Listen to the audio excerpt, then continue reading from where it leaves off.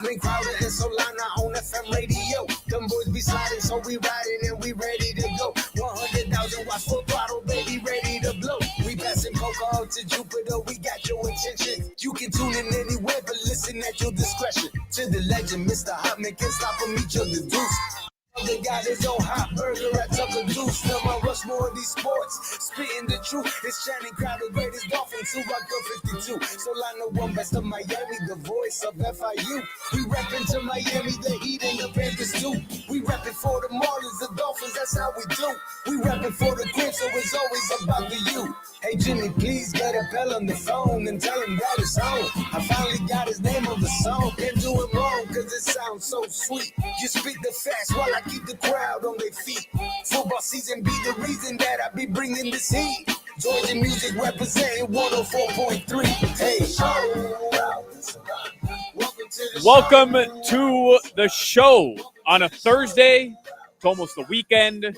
No Dolphins game this weekend. We got the Hurricanes in action. The Miami Heat are coming off a victory. I won't call it a big victory, but they're coming off a victory. But I see Channing Crowder, superstar Channing Crowder, connected. Crowder, you were on First Take this morning. I watched almost all of it, and I laughed because you're at an HBCU. You've said some things about HBCUs that certain HBCU students may not agree with, and you're introduced on First Take, and there was some boos, but I think by the end of it, you won the crowd over. Yeah. I think the Lamar Jackson love kind of got him. But no, I still have to have those conversations. And I'm, once I sit down and to talk to you like a human, yeah, but the clips got HBCUs upset. And no, it's this Daytona.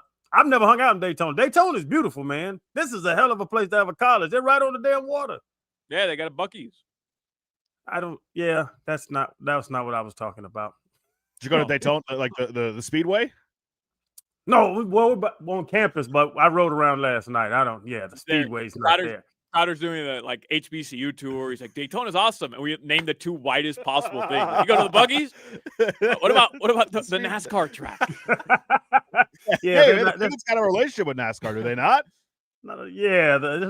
It's not a speedway from Bethune-Cookman to NASCAR, Josh. I want to break it to you. It was cool though, right, Crowder? Like, do you get nervous? I mean, not necessarily going on First Take. I know you're not nervous going on ESPN because you just do what you do. But when you hear the boos come in when they say your name, a little bit like that doesn't make you a little nervous, just a little bit. You know what? It's almost is the opposite because it's like now I have to do well because I can swing those people. It's like it's crazy sports, but it's like going to an away game, even if the team sucks. Like the away fans are going to boo at you, and it's almost like, oh, you don't like me? Okay, I'm gonna go out here and show you something. And to be honest, I wouldn't say this to them, but it's a reason why I'm standing up here with the mic on and you're booing me because I know you know me, I don't know you. Like that's kind of the thought, So you don't say it to them while you're standing in front of them in that gymnasium, but you come on the radio right afterwards, and you'll say it here though. It's almost a Twitter thing where it's like, oh, you suck, and I'm like, but you follow me and I don't follow you. I kind of live that way, Josh. It's kind of like I don't care about what you say. You really care about what I say. Let's evaluate that situation. I'll tell you what, I admire that, man. I tell it to somebody's face. F that. As soon as they walk out of the room, I'll talk about them. Crowder has done a lot in terms of like teaching me how to just like, why would you respond? Just who cares? Who cares? Doesn't matter. It's the craziest. This is the one thing I tell. I had this conversation with a young man today, and he asked me kind of the same thing off air. He was like, "Man, how do you, being famous? How do you deal with the haters?" I said, "Okay, so show me a hater." And he went on his thing and showed me some guy that was talking bad about something he did. He's a 6-year senior in broadcasting at Bethune. Like he's trying to get a job right now. And he showed me the guy. He had like 5,000 followers. He showed me the kid that was talking bad about him, and the guy had 111 followers. And I was like, bro, you're going to respond to the 111 follower guy to give his 111 followers your 5,000 followers? You're moving backwards. Like, why the hell respond to him? His 100 people are going to see it. Now you're going to bring your 5,000 people in to see his foolishness. ignore them. And if it's not an evaluator, who cares? I didn't care who thought about the Omar Kellys. And no, I'll go. Sorry, Omar. Let me put you later on the list. The Alejandro Solanas that thought I sucked and the Omar Kellys that criticized me. Yeah. If it's not a NFL GM or NFL defensive coordinator, why the hell do I care what you think about my play? You're my employer. They aren't. The hell with the Adam Beasley column. I still booed the hell out of you though in that 1-15 season. I was in 8th grade, buddy, and I was booing the hell out of you, man. Solana hated me, Josh. I didn't know if you knew that.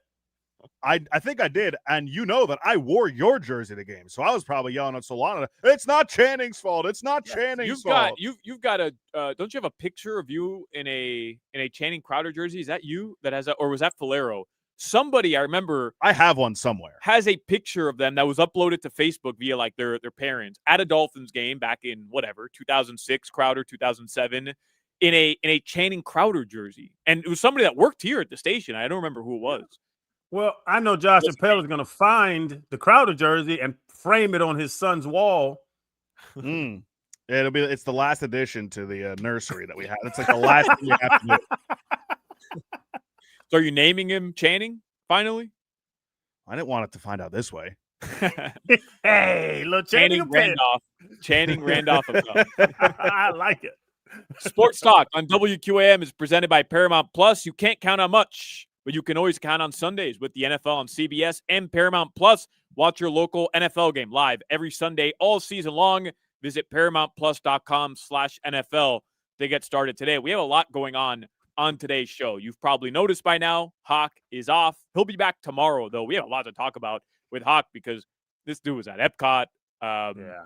He texted me today a video. I think he texted you and Jimmy as well. He texted us a video of him driving by a Skyline Chili, which he tells us in the video, Skyline Chili was across from my hotel for the past 2 days, and I never went.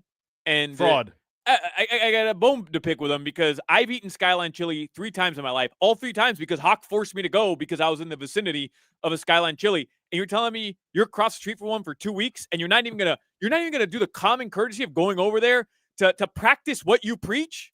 You just got to power through it because Whitty and I were together at a wedding in Cincinnati a couple of weeks ago. Obviously, Skyline Chili all over the place in Cincinnati. And 2 or 3 different times, Hoch asked us if we had gone to Skyline Chili. And we just blew right past it. Didn't acknowledge a single time. And he dropped it. Fraud. You know what? No, Hoch takes advantage of relationships is what he does. Because he's had me go to In-N-Out Burger and crap 100 times, and I don't even like them salty-ass burgers. But it's your buddy, it's your friend asking you, hey, man, do it for you. Go get a burger. Okay, I'll get a burger for you, bro. But In-N-Out's good. He's a bully. But also, Appel, sack up. Like, go have some Skyline Chili. No. Anyways, I have a bone to pick with him tomorrow. But today on the show, we have Gino Torretta, who's going to join us coming up this hour. We're going to talk with Rob Pizzola, get some picks a little bit later on. We got a week away from Thanksgiving, boys. I don't know how many of you have realized that, but it's November 20th. We've got 2 Hurricanes games left. And the Miami Dolphins, week 12, bye week. There's 6 weeks, including this week, of the NFL remaining. That's it. It goes by really fast. And it's bad when your team isn't in the hunt. That's the tough part. Yeah, well, they might be. 6 and 7, 7. It could be. I know. Jets Steelers coming up. I know we talked about it yesterday. If they get to 7 and 7, then that's when you'll start to kind of show them a little bit of respect in the sense of can they make something happen. I don't think they'll get to 7 and 7, but because they're going to lose to Tyler Shuck or something next week. And something I don't know, encouraging for Dolphin fans. Where they were talking like the Cincinnati Bengals are bad. The Bills might not make the playoffs. If the Chiefs lose tonight, they have like a 10% chance of making the playoffs. Hey, if I come statty today, they pump you with information for this damn first take. So I know some damn numbers right now. So they have like a 13% chance the Chiefs if they lose tonight or if they lose this weekend.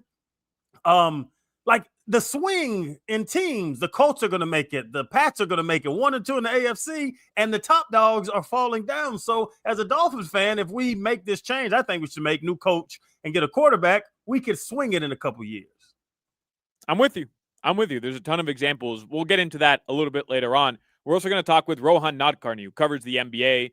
I don't know how many of you watched the Heat play the Warriors light yesterday. That version of the Warriors. Sponsored, let's get the headline, sponsored by Doral Hyundai, home of the Pricito, our lowest price. Visit us at Doral Hyundai or DoralHyundai.com. The Miami Heat played a Golden State Warriors team that was without Jimmy Butler, of course. I'll get into that in a second. That was without the Steph Curry, Draymond Green lineup. No Al Horford. I mean, they literally played. I'm going to read you the starting lineup right now that the Warriors trotted out there. But it was Will Richard, Guy Santos, Tracy Jackson Davis, Moses Moody, and Brandon Pajemski, who's probably the only player any of you have ever heard of. Off the bench, Gary Payton II, Buddy Hield, Pat Spencer, and Quentin Post were the 4 players available to them. And this game wasn't close, by the way. Like, the Heat end up covering. They win by double digits. With up until 5 minutes to go when Norman Powell took over the game, it was back and forth. The Warriors took the lead in the third quarter. Like, it got a little dicey until Norman Powell and Bam Adebayo said, all right, enough. We'll talk a little bit more about the game later on. But Jimmy Butler yesterday was in the building. Second night of a back-to-back. I'm not upset that the Warriors didn't play. They've had a really crazy schedule, 3 games in 4 nights, second night of a back-to-back. Jimmy and Steph put up 30-plus points Tuesday night, each of them. Second night of a back-to-back. I'm not blaming them for not playing. But after the game, Andrew Wiggins playing his former team. He's all smiles at half court. He's dapping up Steve Kerr. He's dapping up the entire Golden State Warriors coaching staff. He's talking to Steph. He's talking to Draymond. Bam Adebayo's talking to Draymond. Bam and Steph Curry are showing each other love. Those two are at half court for about 5 minutes after the game. Everybody seems to be, Steve Kerr and Eric Spoelstra are praising each other before the game. And, you know, Spo took over Team USA from Steve Kerr, and they're talking about memories of one another. They come, they kind of show each other a little love after the game. Jimmy Butler, who sat on the bench the entire game, in street clothes, buzzer rang, head down, walked straight back to the locker room. Mm-hmm. And that was that. And I'm Crowder, I'm trying to figure out. What do you want him to do? Make ice cream cones? Like, what? How could he be so upset at Bam Adebayo and Tyler Hero and Eric Spoelstra for the front office deciding, hey, look, we want you to prove that you deserve an extension? I understand him not having any sort of love for Pat Riley and Mickey Harrison and Andy Ellisberg. Like, I get that. But last year when he played here, didn't acknowledge the Heat bench either. And this year, same thing. Doesn't even have the courtesy to play. And doesn't, like, it's just weird. And I don't understand why. I can't for the life of me understand why he wouldn't even, like, this isn't a guy who played here 1 year and got kicked to the curb. Bro, so this guy had his best seasons going to battle with Bam Adebayo, and he's not even going to acknowledge him after the game? It's weird.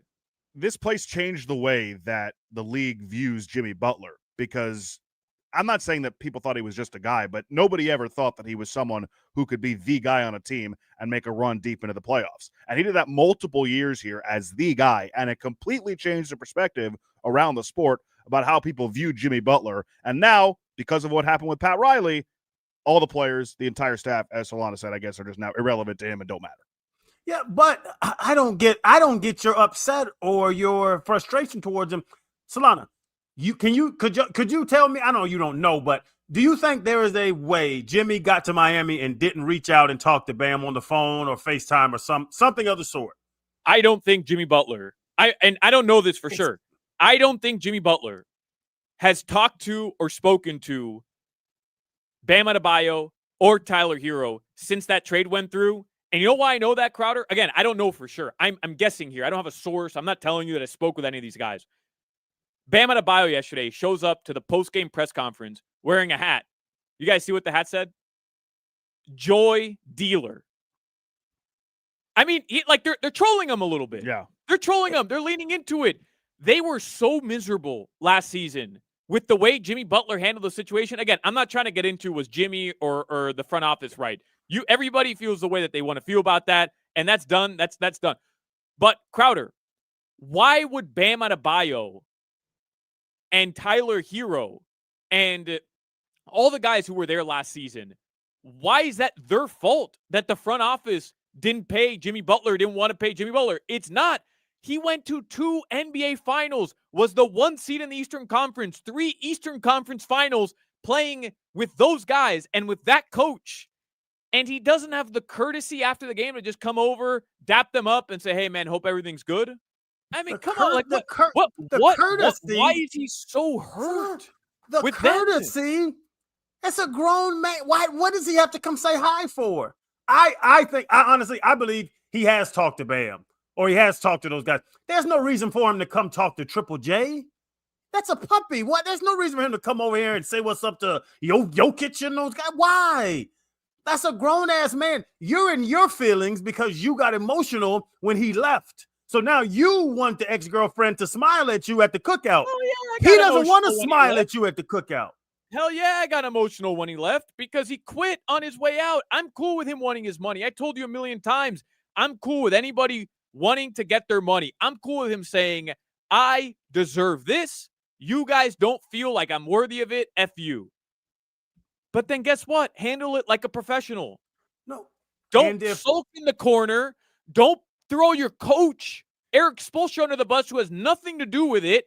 And don't make up all this nonsense about how your tummy hurts and you can't play for a week. Take some Tums and get on the court. And then to show up like come on, we're gonna pretend like he handled. I'm not saying the Heat are perfect in this situation either. The Heat, I said it yesterday, they should have known that this was gonna get ugly and they should have moved on from him before. So I'm not telling you that the Heat handled this the right way, but Jimmy Butler looks like a clown with the way he's handled this entire thing. Putting soft the way he went out. Standing in the corner is embarrassment to his career. I'm going to remember that for the rest of Jimmy's life and career, no matter what he does. A big way to go out for the Heat, 100%. I'm speaking about last night, Solana. Why is anyone upset that Jimmy Butler, to exactly what you just said, as he leaves places, he leaves nasty. As he left Minnesota, the fights and the watch gate when he beat the starters with the Rolex on. When he's sat in the damn corner at the end of the Heat, like he's a petty person. He comes back and you expect all petty to leave Jimmy Butler? Jimmy is in Pat and Mickey's house. He's still cool with their kids. I'm not showing this house any respect. I anticipated Jimmy to act like a bitch over him coming to show love at the Heat. There's no way pregame. If you ask me how Jimmy's going to treat this game last night, I would tell you, oh, Jimmy's going to be loving and come hug everybody. Jimmy is going to be Jimmy for the remainder of his life, and he's petty. I'm just telling you, Crowder, let's say I'm up for a contract extension, and I've worked with you and with Hoch, and you guys are more responsible for what I've done in my career than anything I've been able to do. Like, you guys have literally platformed me, and Odyssey Len decides, no, we're not going to pay you. Like, we don't think you're worth this much. Okay, well then bleep you, I'm out. And I go somewhere else, and we're on Radio Row together one day, and we're competing against one another. I'm gonna come weird little analogy, ain't it, Josh? Why would I love it. Why would I? Because now I have Radio Row in my head, and the brick from 98.4 and 98.5 in Nashville is the table between you guys, and Solana's got to walk from one end of the auditorium to the other end of the auditorium. I'm not going to come up to you now because I'm on another team. I'm on a competing radio station. I'm working 2 to 6 over at 940, and I'm not going to come up to you and say what's up. What the hell? How's that your fault? That this company don't want to pay me. I'm just saying, I don't understand why. What happened between Jimmy and the team itself? I'm not talking about the front office. I'm talking about the team itself. That he won't even go say what's up. It's weird. It's bizarre. He's petty. Andrew Wiggins. They sent his ass out after he had one of the best series. He won a ring there, and they literally said, "Hey, we don't think you're good enough. We're going to trade you somewhere else." The Heat were forced to trade Jimmy Butler. The Warriors were like, "Hey, we're shopping wigs." and Andrew Wiggins is still out there shaking everybody's hand, dapping up everybody. I mean, Oh, they and if couldn't wait to move on from him, and he doesn't have hard feelings. And Jimmy's got hard feelings after he got everything he wanted. He got the $100 million extension, and he gets to go play second fiddle to the best player of the generation. I mean, he literally won. He and won. Wiggins, What's there to be Wiggins, upset about? in Wiggins' heart and soul. I don't know if I was raised. I don't know if it comes out of the womb this way. Wiggins appreciates what Golden State did for his career. In Jimmy's heart of hearts, and we know Jimmy Butler, do you really think Jimmy appreciates or thinks that the Miami Heat did something for him? Or do you think the Heat should be appreciative of him even coming here and taking y'all to the final, taking y'all deep in the playoffs year after year? Jimmy's not looking at the Heat in any appreciation fashion. Do you know who Jimmy Butler is? Or are you forgetting this after a year or a couple years of having him or after he left? Have you forgot what Jimmy Butler's made of? In retrospect, I'm glad the Heat never actually got over the hump and won the title with him. Oh, shut Because up, having to welcome Get this guy outta back here. who hates this entire organization's guts to celebrate a championship team, out. No, here's why I'm upset. I disagree. First of all, that's the most ridiculous thing I've ever heard. I want to fight you. I would gladly have taken a banner over anything else. Crowder, I firmly believe, to wrap this up because we have Gino coming on, I firmly believe Jimmy Butler's number 22 will hang in the rafters one day. I firmly believe it. I think it's deserved, by the way. Genuinely, I do. He is responsible, post Dwayne Wade, for elevating this organization. He is. And last year, he came here and he had an agenda. He wanted to say bleep you to everybody, and I'm cool with that. It was still fresh. The wound was still fresh, and he it served its purpose. I'm cool with that. The page has been turned. Everybody's moved on. The Heat are happy with Norman Powell. The Heat are happy with Andrew Wiggins. He's got to be thrilled playing in Golden State. To me, this was the opportunity for a little, hey, come here, man. It's all good. Let's sweep this under the rug. Things were said. Feelings were hurt. But we're going to move on from this at some point. And in a couple years, we'll be able to drink some wine together and laugh about it all and celebrate the good times. And I thought this was that opportunity. Again, not to fix everything, but to take that step of like, hey, last year was last year. This year's this year. Let's move forward. And instead, he's wearing that dumbass jean jacket and he's walking his ass right back to the locker room to go talk to his friends at Big Face Coffee, who are going to charge you $73 for a washed-up espresso that tastes like ass, instead of just coming over and saying what's up to Bam Adebayo. And I don't like it. And I love that Bam wore the Joy Dealer hat after to send a little crowd. You have any divorced people in your family? I do not. That's why you don't understand this. Yeah. 3 or 4 years doesn't settle a divorce, brother. I know people been divorced 30 years and cuss each other out on the site. It's probably a good point. Just to wrap up headlines, the Panthers host the Devils tonight. That'll be on FM 104.3. The Canes, they play Elon tonight. Canes basketball, that is, at 7 p.m. That'll be on AM 560. We'll talk more about tonight's Thursday night football game. The Hurricanes, of course, play this weekend in Virginia Tech. We've got a lot to get to. Your weather in South Florida right now, partly cloudy tonight. The lows will be in the mid-70s. Brought to you by Chill Zone AC, featuring reliable Root AC systems. Make your AC great again. Visit chillzoneac.com. The Heisman Trophy winner, Gino Torretta, joins us next on Hochman, Crowder, and Solana. This is Hoch, Crowder, and Solana. Hawk, what's the address to the NAACP Delray chapter?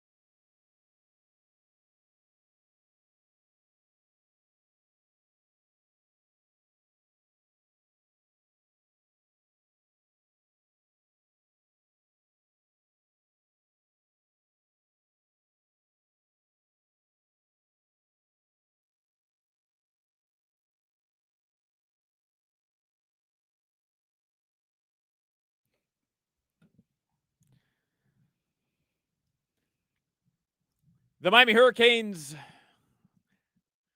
they play this Saturday. They've still got some life. We're going to talk with Gino Torretta in a second. He'll join us on the Toyota of Hollywood hotline. You can join WQAM, Miami Sports Leader, and Dr. Pepper this Saturday for your chance to score tickets to an upcoming professional Miami basketball game. We'll be at the Walmart in Miami, 3200 Northwest 79th Street from noon to 2 p.m. When I say will, I mean me. I'll be out there again. I'll have some tickets for you. If you're looking to try something one-of-a-kind, feast your taste buds on the new Dr. Pepper flavors. Bold Dr. Pepper meets sweet and exciting flavors like cherry, blackberry, and even zero sugar. Again, that's the Walmart on 3200 Northwest 79th Street to try Dr. Pepper flavors this Saturday from noon to 2 p.m. It's a pepper thing. Don't miss it. Gino Torretta joins us each week thanks to our friends at the local 519 Plumbers Union. In football and in life, it's about being on the right team. Join the winning team at local 519 Plumbers Union, a proven path to a strong career. Visit plumbers519.com. Gino, I appreciate you taking some time today, and I want to get right into it because the Miami Hurricanes have gone. You don't want to revisit your last conversation that I had the pleasure of listening into.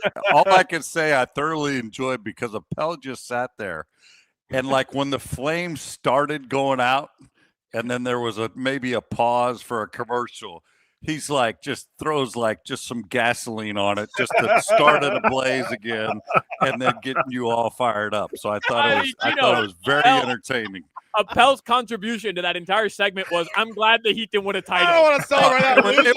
It was just. Well, I'm going to sit over here. I'm going to sit this one out, and then I'm going to do just a drive-by and throw a Molotov cocktail in that argument and That's your get them fired up. Jackass? Oh, yeah, I'm glad the Heat didn't win a championship. Like, what? Hey, listen, this is why they asked me to fill in for Hoch. I bring the strong takes. Exactly. The only thing I would say, Solana, if you think that the Heat made any decision with any player and they didn't talk to their head coach on what he thought, you're absolutely crazy. Because if you don't think those guys that were out there last night had something to do with it, I'm pretty sure they had something to do with it. So then ignore the head coach, but don't ignore the guys you went to battle with. That's all I'm saying, Gino. You don't think Pat Riley would have asked the other players? No, I don't. I genuinely don't. You're crazy. Bam, they're professionals. You think Bam? Solana, you think Bam was surprised that they want to get rid of Bam? Didn't know. Jimmy and Bam found out together. You don't think that? I don't think Pat Riley, Andy Ellisberg would sit down with Tyler Hero and say, "Hey, what do you think about keeping Jimmy here long term?" No. I'm not saying they would pose the question like that. What I would say is any person in that position making a roster move, you have to talk to the team and the leaders on the team and say, "Hey, what do you think of this guy? What do you think of this guy?" Not that, "Hey, we're thinking of moving these players," and not to give your opinion of yes or no, but just, hey, are his skills diminished? Does this fit with what we're trying to do?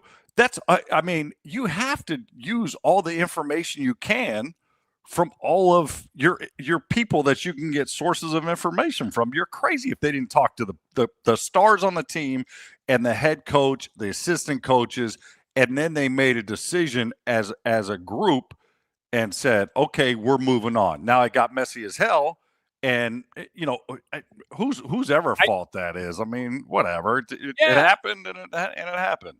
It happened, Gino. But again, if I left this radio show and I saw you out, you still come on with Hoch and Crowder, I'd still go say what's up. No, no.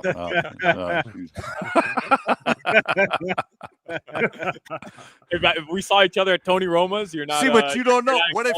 All right, I'll give you something. What if you found out you show up Radio Row and you heard Hoch and Crowder like, "Get the hell rid of them. We want more money." Then you wouldn't be dapping them up and saying hello, would you? Probably not. Okay. Okay.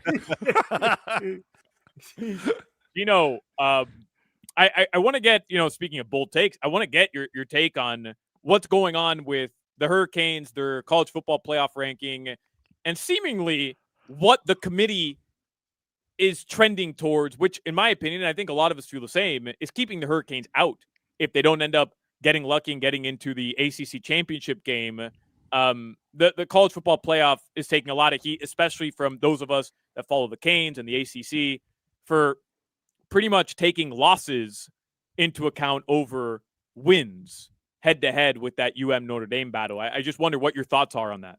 Well, I don't think they're actively trying to keep Miami out.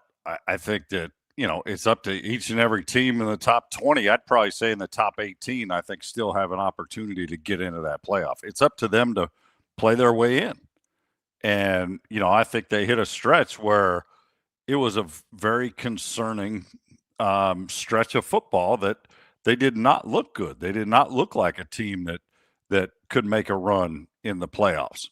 I think that, what I look at is they are discounting, I think, early wins in Miami's case and discounting even less early loss in Notre Dame's case. And I think that, it is what it is. Miami doesn't control their own destiny. The bad thing is even if they win the last two, they need Georgia Tech to lose to Pitt this weekend.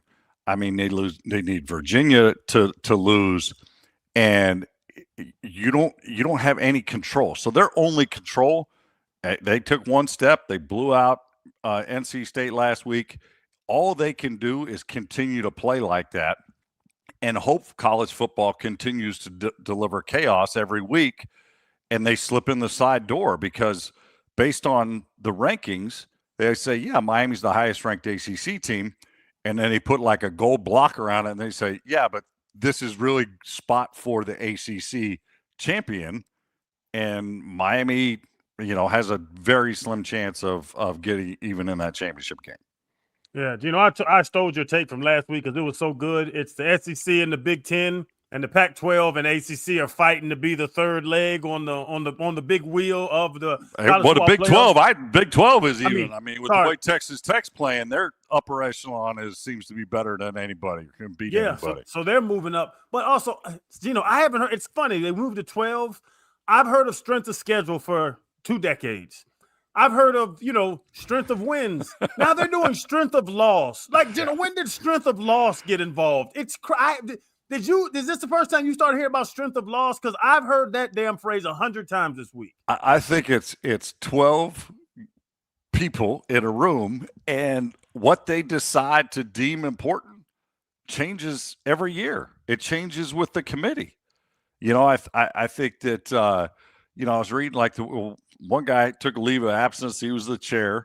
Randall McDaniel, who I played with, who was All-American Hall of Famer out of Arizona State. I think he was supposed to be on the committee. He's not on the committee.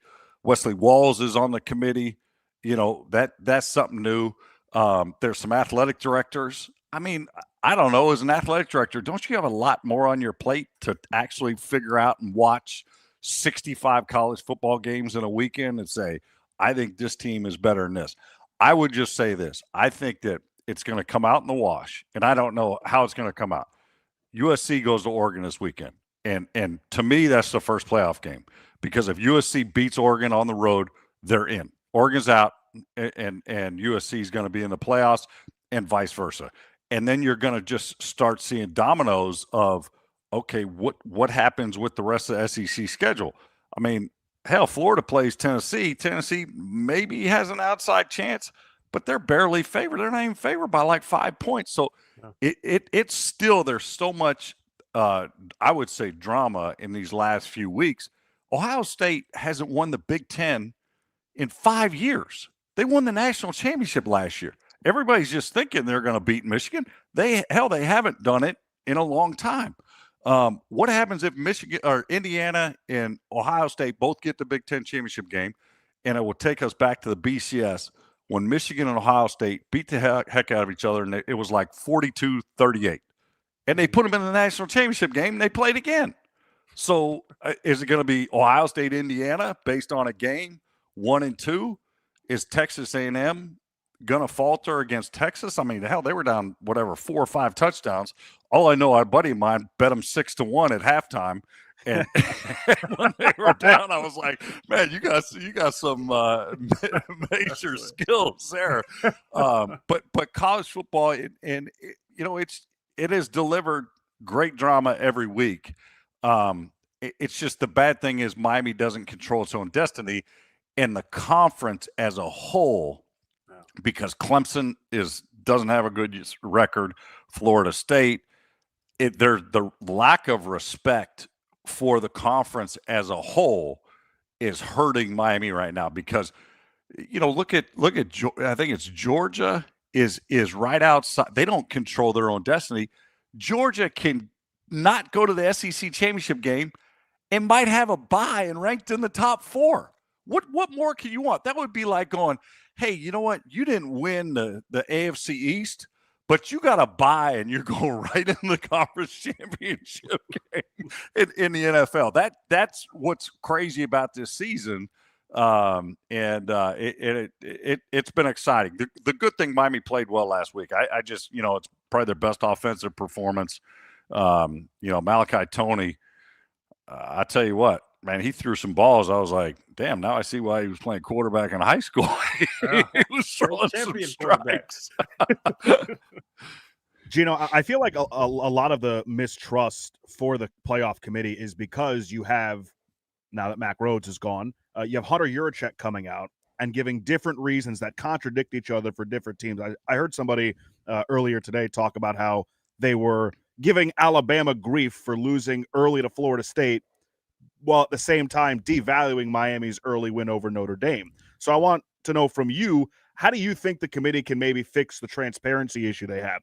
Is it making their deliberations something that people can actually see live in real time?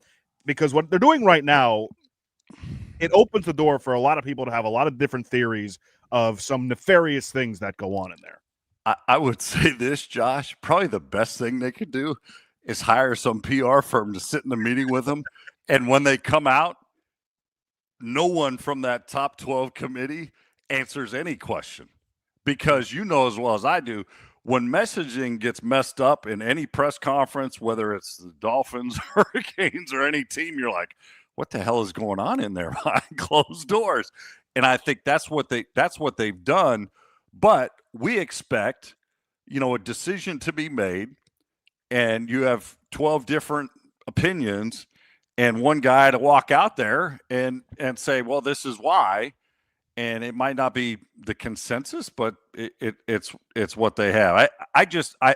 With regard to, the Alabama loss to at the start of the year to Florida State, and then the Notre Dame loss, you should look at those things the same. And then, by the way, you're evaluating Miami against Notre Dame, but I don't with Miami. That's a hard argument to win because you lost recently, and recency bias in college football and rankings is always there. And I will go back to 1990 when we lost 2 games at the start of the year. I thought we had the best team at the end of the season. We got screwed. We went to the Cotton Bowl. We played Texas, who was number 3 in the country, and we beat them by 43 points. And that's what I mean. Why? Because of we didn't get the benefit of the doubt. We were playing the best football at the end of the season. And I don't think Miami's going to get the benefit of the doubt, unless a lot of things need to happen in front of them. And, and obviously, down here, we hope a lot of things happen in front of them. Gino, are you on the call this week for Touchdown Radio? We're going to Pitt, Georgia Tech.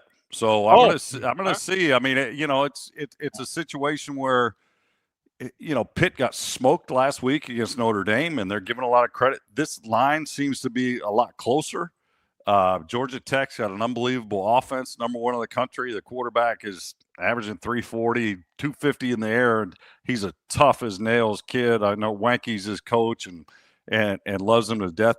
Their defense is hot garbage and gave up 500 plus to Boston College, who I believe they won 1 game, maybe 2. Yeah, so rough for old Bill O'Brien up there. Yeah, it has been a tough season up there in Chestnut Hill. So, listen, a lot of things need to happen, but hell, college football delivers each and every week, and it'll be fun. It's just fun. But I literally looking at the rankings this week, I think you go down to Michigan at 18, and I think of that, I think from 8 to 18, there's a lot of teams that can move. And like I said, USC is one of them.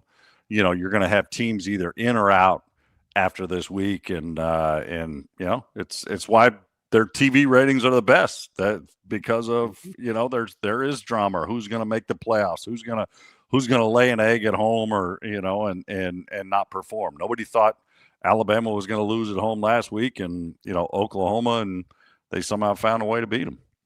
Gino Torretta joins the show each week thanks to our friends at the local 519 Plumbers Union. With all the changes in how America does business, you can count on one thing: the union-trained plumbers of Local 519. Join a winning team today with Local 519 Plumbers Union, a proven path to a strong career. Visit plumbers519.com. Gino, have a great call this weekend. Can't wait to talk to you next week.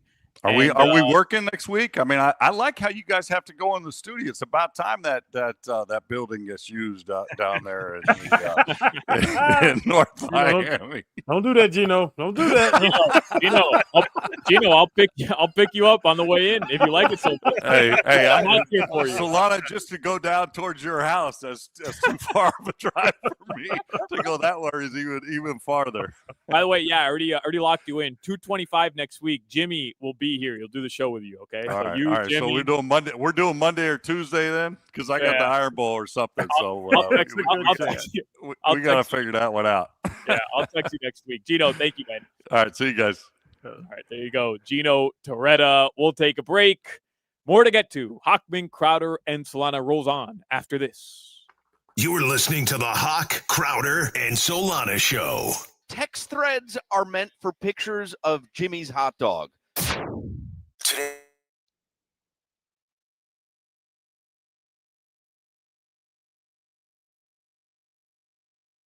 Oh, okay.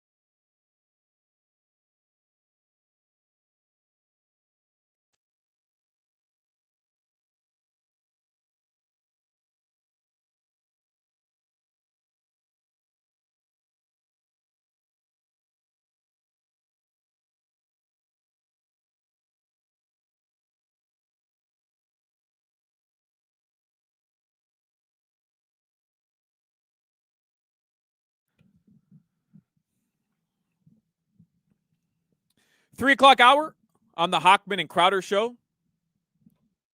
Just got myself an espresso. I got myself a Coke Zero. Or so are we committing to this? Are we gonna clean out the vending machine? We kind of got busted yesterday because We got some rats. one of our listeners, Manny. I mean, Manny, What are we the doing, hell? bro? What the hell, Manny? Like either you're with us or you're against us. If you're not with Appel, Crowder, Jimmy, and I in trolling Hawk while he's away, then you're playing defense on the show. And I got to be honest, I don't like it. I don't F with that. If you're Team Hawk, then you're not Team us. Crowder, will you donate to the fund to buy out the Coke Zeros and the vending machines here today? Do you know Crowder? That's an obvious no. I know I saw the text thread as I was traveling. Oh, I love it. That's a great idea. Hawk would be so pissed. But now he knows it's coming. They'll do it. He's gonna be mad walking in the door. It won't be a surprise, but he'll be mad still to that point. And then let's get him a bunch of Coke Zeros or Pepsi Zeros and bring them to him. So like we forgot. Yeah, that's a good idea. I wish we knew who ran that vending machine. Swap out the Coke Zeros. Swap out everything for just Pepsi Zeros. Products. Oh, man. Now we're We're talking. cooking now. 3 o'clock hour. What's up? Oh no, I was talking something that I thought about last segment. That were you old enough for the BCS? Yes. Solana? Yeah. The BC Crowder, the BCS ended like 6 years ago. No, the BCS ended like 13. Yeah. The BCS, the selection, the computer selection. Yeah. Since 2013. That's right. Wasn't the FSU title the first non-BCS title? Damn, bro. It's been like 12 years. Yeah, we're old. I was a freshman in college. This is the funniest thing. So when I remember before the BCS, and that's why I know you don't remember before that. When it was a committee, everybody hated the human element. Then you get a computer, people hate the computer element. Then you go back to a committee, and now everybody's stupid. It is made for us to argue. I just thought about this when Gino was talking and we were discussing it. The entire system is made for us to argue. I mean, look, it gives us a week's worth of content. I just hope they get it right in the end. But what's right? Because the computer couldn't get it right, and now these dumb people can't either. It's hilarious. What's right is not twisting our brains into pretzels to justify one team's ranking using the same criteria that would make another team drop in the rankings and not include them. I just want consistency. That's all I want. Is that so much to ask? Apparently. Well, if it's strength of loss, then I don't know. Well, I think, gave Oregon credit because they beat Penn State as like a top 5 team early in the season, but that's the only team that they're giving that criteria for. It makes no sense. Does that mean that Miami still gets credit for beating USF when they were ranked 18th or 19th now that USF's out of the rankings? I think they got us, Josh. They got you because you're emotional. To make it make sense. So, Crowder, I'm glad you bring up if I remember something. Today, for 15 minutes of Game Day Uncensored, I want to do something a little different with you, Crowder. Coming up this hour, we're going to talk with Rohan Nadkarni. He covers the NBA for NBC Sports. He's up in Chicago. The Heat play in Chicago tomorrow. But Rohan comes on. He's a big Dolphins fan. He's a big Channing Crowder fan. I always really enjoy that segment. He's a good friend of the show. Coming up in the 4 o'clock hour, Rob Pizzola will join us as well. We'll do headlines here in a second, but 15 minutes of Game Day Uncensored. Dolphins are on a bye, which is the only reason why I feel comfortable kind of doing something NFL related, but not Dolphins related just for today. We'll get back to Dolphins stuff tomorrow. It's brought to you by the Lexus December to Remember sales event. Get offers on select models for a limited time. Learn more at Lexus.com. Do either of you, I was down a rabbit hole the other day. I'm just in my thinking place, the toilet. I was going to say, great place to do some thinking. Mm-hmm. Yeah. Although the legs get tired, they fall asleep, and that's never a good feeling. Waking up the legs after a long trip to the banyo, not great. Yeah, hemorrhoids at 30, not exactly ideal, but whatever. You got to get the little thing that Hawk used to endorse with the foot elevator. Oh man. I've got squatty potties in all 3 or 4 of my bathrooms, but I don't use it anymore. I'm over it. It's a little uncomfortable though. I mean, I'm a big guy. My knees are going to be, Yeah. Then you have them when you rest your elbows on the knees, you can put your head down. Man, you can take a nap. You're taking a nap on the toilet, bro? Is that how Elvis died? Yeah, no, I have the little 5-year-old, so we had the little booster chairs so he could pee in the toilet, and now they're still there, so I use them like squatty potties, and my legs never go numb anymore. I don't know how it works. So last week or 2 weeks ago, I was just trolling on the show, and I kept calling the football like a different, like the pigskin or the Duke. And somebody had DM me like, you only refer to the field as the gridiron from here on out. And I'm like, yeah, that's a good one. Why is it called the gridiron? I couldn't really figure it out. I know, the iron strike while it's hot, I guess. I don't know. I couldn't figure out why it's called the gridiron. It's not a grid. I don't know. Way it's a grid. Well, it was a grid. So I looked this up. Why is the NFL, the history of the NFL field, the gridiron, how it evolved over time. And it was a grill in the early iterations of the National Football League. That's how they actually were able to mark where the ball was. And it's actually very fascinating. Back in like 1920, it was a grid, literally, because that's how they were able to decide whether it was a first down before chains. But did you know about the hash marks, when they incorporated hash marks and why they incorporated hash marks in the NFL, Crowder? No, I did not. This is interesting to me. Yeah, no, I mean, this is fascinating. The hash marks is one of the, and I'm reading from ProFootballHallOfFame.com. The hash marks is one of the most important lines on a football field. The markings determine ball placement throughout a game. There are 2 sets of hash marks, 2 feet long, 4 inches wide, placed at 5-yard intervals, exactly 70 feet and 9 inches at a parallel position from each sideline. They write, prior to 1933, hash marks did not exist. The ball was simply marked where the player was tackled down, and the next play began where the previous play ended. I kind of love that. So they go on to explain, this resulted in some interesting offense if the runner went out of bounds or the play ended near the sideline. In that case, prior to 1933, before the original hash marks were instituted, the offense had to adjust to an extremely unbalanced formation and run to the wide side. That gave defenses a distinct advantage. So for the first 15 years of the NFL or of professional football in the United States, there were no hash marks. So if you're a ball carrier and you ran out of bounds, the spot of the ball, the official would just mark it at the sideline, and you literally had to line all your offensive linemen, let's say you ran to the right, to the left of the ball, and now you could only run a play one way. Now, in fairness, it worked back then because all the linemen were Solana's size. Now they're double his size, so the actual room you have there, not as much. Is that not fascinating? I mean, just like, I don't know. I was reading that. I'm like, what? That is crazy. Yeah. And just thinking about it now with the players that were allowed to play, probably wasn't a lot of sweeps going on because nobody was that fast. Well, they ran the wing T. What are you talking about? Yeah, I don't know if the running backs were the way they look now. That was Larry Zonka. All Larry Zonka, but even smaller than him. But this is like way. No, I know. This is 30, 40 years before. Zonk's not even born. No. At this I get that. No, so how did it become? You'd have to get mad at the ball carrier. Like, why the hell are you getting so close to the sideline? It's limiting our plays. Don't run left, don't run right. But you'd have to have, at this point, I think the forward pass was invented, was legalized at this point. You have to have like a right-handed thrower and a left-handed thrower, technically, because imagine the ball spotted on the right side of the field throwing left. Now you're throwing across your body every single time, or vice versa. It's just like, to me, it's fascinating how they played this game back in the day. But here we go. How did the field come to be known as the gridiron? Again, prior to the original hash marks and prior to the field looking the way it did, it was actually a grid, and here's why. Attempting to open up the game and reduce its brutality, football rules were modified in 1906 to allow the forward pass. The new rule stipulated, however, that a forward pass could not cross the line of scrimmage within 5 yards of either side of the center. So if you were throwing the ball forward, you couldn't throw the ball further than 5 yards of the center. So where the line of scrimmage was.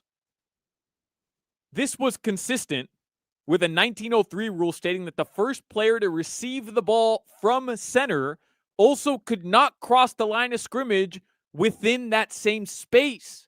If the ball carrier was the recipient of a handoff, lateral or backward pass, he could cross the line at any point. To assist game officials, the field was marked off in a 5-yard by 5-yard grid. Historians believe that the term gridiron was a result. So if you were doing a forward pass, or if you were the first person to grab the ball from the center, you could not throw the ball deeper than 5 yards from where the center was, and you could not run in the vicinity of the center for more than 5 yards. So they literally had to paint a grid 5 yards by 5 yards in order to be as consistent officiating these rules. And that, ladies and gentlemen, is a mother bleeping 15 minutes of Game Day Uncensored that you will remember. You just learned why the NFL field is referred to as the gridiron. That was very difficult to follow. I'll be honest. That was a boring-ass game to watch. I'm glad somebody smart got involved. Well, you can see why, Hoch had to quit playing football back in 1903. At the too shy, he's not even here. But it is fascinating, right? Like to see how the game has evolved. Baseball has been played the same way since 1806. The only difference is the players do a lot less drinking before and during games now. Allegedly. Well, yeah. Oh, the rules. You're right. And then basketball added 3-point line and all that stuff. But I honestly, love football. I didn't know all this foolishness in 1900. Yeah. No, I mean, I don't know. I mean, Appel, you're an NFL broadcaster. Did you know any of this stuff? I mean, kind of, but not like the full breadth of the explanation. You can just say you didn't know. It's all right. I knew. I said I wouldn't fully understand. And I still don't, because the explanation that you gave, read a little better next time. Text it in, 305-567-0560. Were you fascinated by this? Or was that the dumbest piece of information you've ever heard?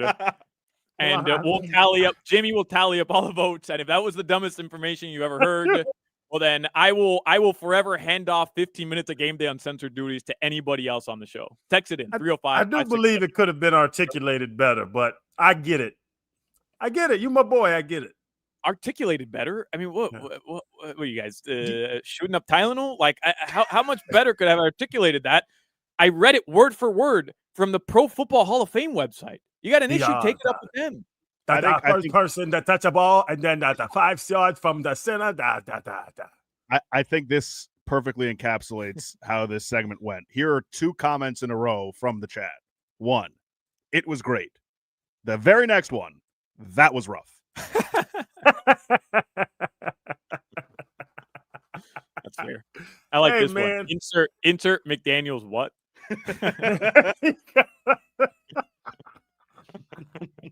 Hey man, they didn't know what to do offensively before black people could play. Hey guys, we're gonna keep all the white guys piled up in the middle of the field. Let them push each other for 4 quarters. I would want to see like a modern version of football where the hash marks don't exist and you got to start the plays. Right. I do want to see that. Josh, they would put 8 people on the field side and blitz the hell out of the field. There'd be nowhere to go. The field, you could condense the field to 10 yards. Some teams already do that because they stink. All right, let's do headlines here. Enough about hash marks. Let's do headlines. Love a good hash mark. They're brought to you by Doral Hyundai, home of the Pricito, our lowest price. Visit us at Doral Hyundai or DoralHyundai.com. College football. I don't understand why the hash marks are wider in college football than in the NFL. And that I don't know. It makes it more difficult. In my opinion, I could be wrong here. Does it not make it more difficult to make a field goal? Here's why. Especially from closer to the field. And wouldn't you make it more difficult at the NFL level compared to the collegiate level? Well, in college, they want to encourage more diverse formations and plays that utilize that extra lateral space on the field. That's according to Google AI. So there you go. Yeah, it's advantageous to offenses. You're 100% correct. For kickers, it sucks. But offenses to have like Second. bootlegs and things, it's advantageous to offenses. Okay. College kickers that want to make a difference if the hash marks were the width of the goalposts or if they were kicking from the sideline. College kickers are terrible by and large across the board, no matter where they're kicking from. They always look scared too. I hate college kickers. They look terrified every time they go out there. I think UF won a championship one year. Maybe it was 06 with a kicker who literally missed like 70% of his kicks during the season. I can't remember his name. Do you remember who I'm talking about? Oh, I do, because I used to hate him until I loved him because he hit the one at Ohio State. Same kicker that was beating Ohio State. I hate him too, but I love him.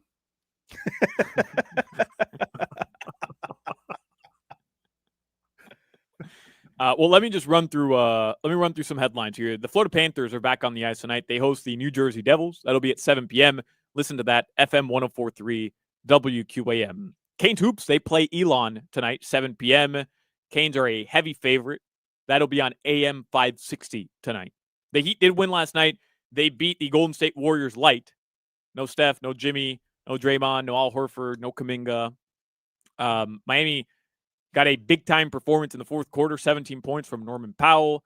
They'll play the Bulls tomorrow. The Bulls beat the Blazers with a buzzer beater last night. Bucci Main for the win at the buzzer. That'll be an NBA Cup game. The Heat, if they want to advance out of group play in East Group C, have to win this game tomorrow. If they fall to 1-2, they're essentially eliminated. So that's the deal there. And the Dolphins today, they signed AJ Green from the Los Angeles Rams practice squad. So either the Dolphins find a new DB or they have a washed-up wide receiver, and I don't know which one it is. Hard to say. I think AJ Green he hung it up, the one we know. Nah, he's gonna fill Juju Brent's spot, who was placed on the IR because cornerback AJ Green was poached from a practice squad. He's got to be signed to the 53-man roster. So there are some reinforcements there. Crowder, the guy that you hate but also love, Chris Hetland, 06. Hetland, yeah, he used to have his little buzz cut. You know, when you dislike somebody, you could say anything with hate. With that buzz cut, I hated his hair. I hated him. Yeah, with that 6 of 15 field goals there, ridiculous. Do better. 6 was sweet. 6 was sweet. I want to talk more NBA coming up in the next segment. Before we get there, your weather, it's sponsored by Chill Zone AC, featuring reliable Root AC systems. Make your AC great again. Visit chillzoneac.com. Right now in South Florida, the sun is out. It's in the 80s tonight. The lows will be in the 70s. Rohan Nadkarni is going to join us again. Writes about sports for NBC Sports. Also covers the NBA. Pays close attention to the Miami Heat, plus the Miami Dolphins as well. So we'll kind of just go around the NBA, the Heat, and some Dolphin stuff with him on the other side as the 3 o'clock hour continues on the Hochman, Crowder, and Solana show. Hey. Nah, you're ready, right? You're trolling us? You're ready to go? I am ready to go. Okay. Because you're going to talk to us about... I don't want, you know what? I was making somebody's listening because I don't want nobody to live with chronic pain anymore now, right. Solana. You know what I'm saying? If anybody's living with chronic pain, you are not listening to me when I tell you about South Florida's QC Kinetics doctors that are standing by to show you how your own body can help treat that pain. The arthritis pain, the tendon pain, the joint pain. I had it, and that's past tense had, because I went to QC Kinetics. They're at the forefront nationwide of the innovative chronic pain relieving treatment system called regenerative medicine. I broke my heels. I had the knee surgeries, feet surgeries, but I broke my heels, and they were trying to put me in casts, put me in a wheelchair for 3 months. Called QC. I had PRP shots. I had healing lasers, 2 treatments, and I was back to normal. No casts, no wheelchairs, no nothing. And I'm not the only person been helped. Thousands and thousands of people have been helped by QC Kinetics. Your only options aren't just drugs and surgery, because that's what people do. That's the old way. Give them a script, get some drugs, have surgery. Surgeons go to school for a decade to do surgeries. They love to do surgery. It's their job. Look into regenerative medicine, and QC Kinetics is here to help you. Call and make an appointment today.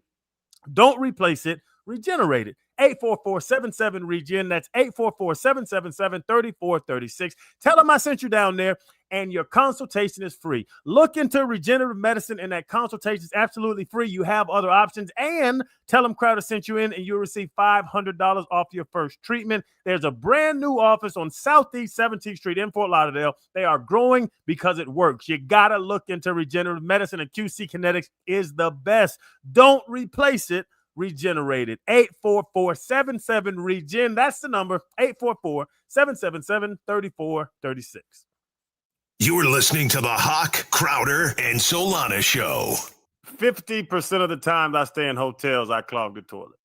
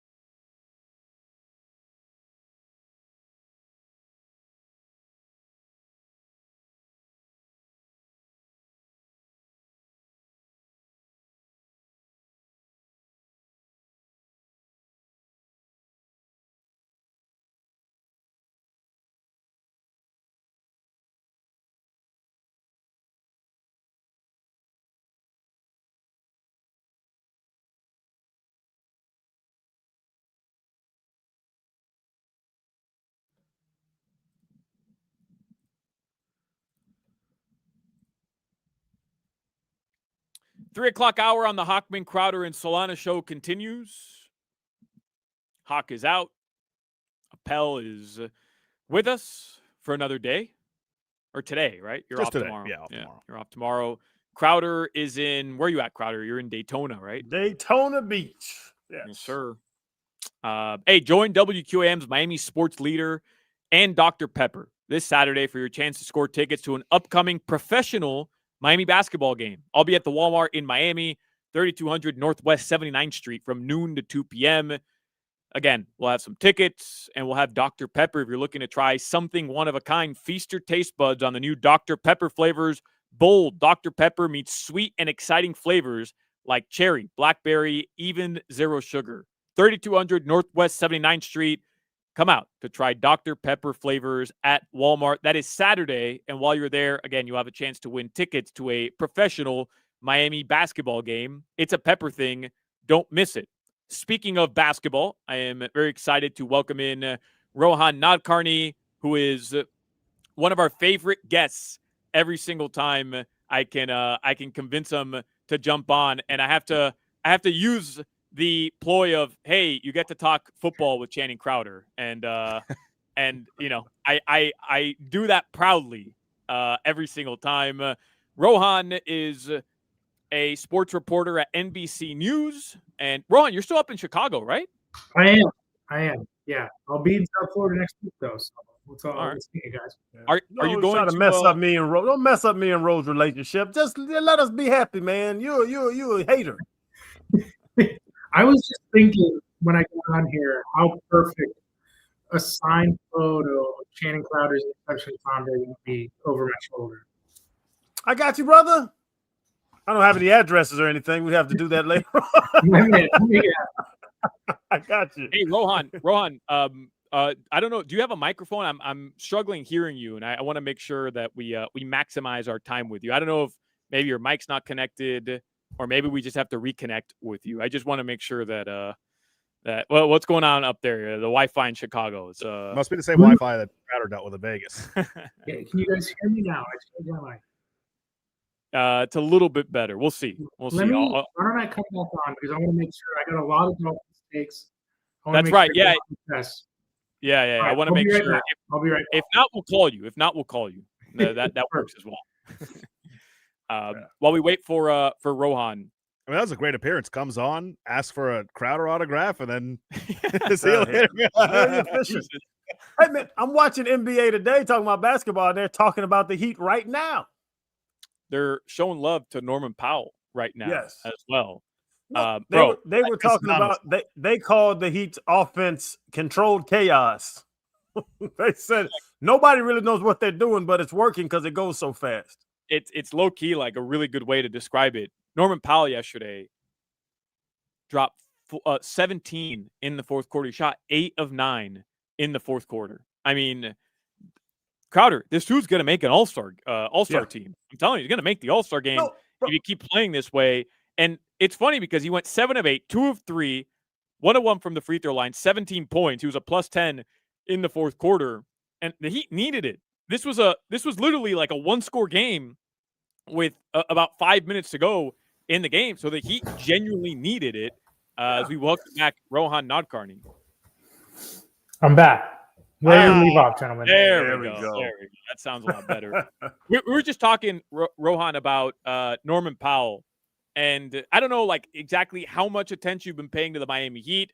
But Norman, you know, I've been telling Crowder's poised right now to make an all-star appearance if he continues to play like this. Has he exceeded expectations when he was traded here? Because I think everybody saw he was coming off a career year. But, man, I mean, he is, I think, blowing expectations out of the water in a Heat jersey. It's really been a perfect fit. You know, Solana, I've watched, I think, every single game except one. I've absolutely been plugged in because I think this is a really fun team and a really fun season. Watching Norm has almost been bittersweet for me because I'm just thinking about how perfect of a fit he would have been the last 3 years when this team was kind of battling in the Eastern Conference, going deep in the playoffs, seeing what he's brought to the team, thinking about how he could have helped in 2023 and 2022, et cetera. But he's been a great fit. It's been a ton of fun. To your point, I think I saw today fastest to 300 points in Heat history. Think about the players that have been on the Miami Heat.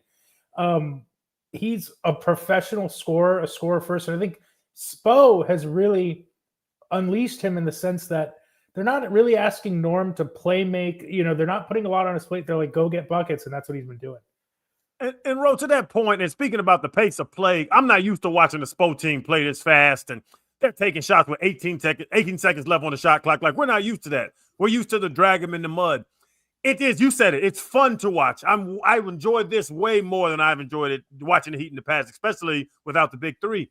But is it sustainable for success? Because it seems like this is a style of guys running out of juice and getting hurt a lot.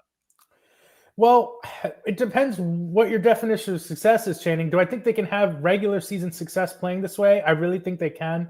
They have a younger team. I think they have a deep rotation, right? Think about how they play those all bench lineups. They're not playing Bam 45 minutes a night and asking him to play at this pace. They still haven't had Tyler here yet. So I think that they can play at this pace and be successful. Can they do it in the playoffs? Now, that's a different question. You saw a team like the Indiana Pacers, for example. Now, they don't play the exact same style as the Miami Heat, but they're a team that liked to play fast. They played full court pressure in the playoffs. I was there at the NBA Finals watching these guys. We're talking about games 5, 6, and 7, the last 3 games of the NBA season, picking guys up, Shea Gilgeous-Alexander, full court. So I do think it's possible. I think to be the championship level team that everyone wants down here, that's not what this group is, right? I think we all know they're kind of missing that star player, but this is a really fun team. I think what Spo has done is maximize the group, which is what's most important. So I think this can definitely be a successful regular season team. And in the playoffs in the East, who knows? Rohan, how do you see Tyler Hero meshing with Norman Powell, meshing in this system when he does come back? That's really the $1 million question. I think that when Tyler comes back, you will almost definitely see the team run more pick and rolls. It would be kind of foolish not to. Tyler, I think, ran the 17th most pick and rolls per game last year. He was really high usage in that category. We know that, especially late in games in the half court, you saw like in that Knicks game a couple weeks ago, there have been a couple games, the Cavs game late in the fourth quarter. How are they going to get offense? Can you play this way late in the fourth quarter? I think Tyler's going to help a lot in those situations just because they'll have kind of a last resort, hey, let's run a pick and roll. I think him and Norm playing off of each other offensively is going to be really good. It's going to create even more spacing. The starting lineup does not have a ton of great spacing right now, and Tyler should help that a lot. But there is that defensive question, and Davion has been, I think, remarkable. Hey, Rohan, before we wrap up our Heat conversation and talk some Dolphins with you, does this, with how Spo transformed the offense, does this have the potential to be like his Mona Lisa in terms of coaching? I know it sounds ridiculous because he's won 2 titles. He went to 4 NBA finals with the big 3. And I think, even that team, he kind of reimagined how you play with a big. And the Heat, to a certain extent, kind of changed the way that basketball was played in the short term. I know Steph Curry had much more of an impact. And then he made Dion Waiters and Hassan Whiteside fun. And like there's so many things. He had Haywood Highsmith guarding Jason Tatum in a Game 7, and like nobody was upset about it. Like there's so many things you can point to. That Game 7 in Boston a couple years ago after blowing the 3-0 lead. But if this continues to work, there's a possibility he wins Coach of the Year for the first time in his career. Will this be like his Mona Lisa, his best piece of art as one of the best coaches? I could not.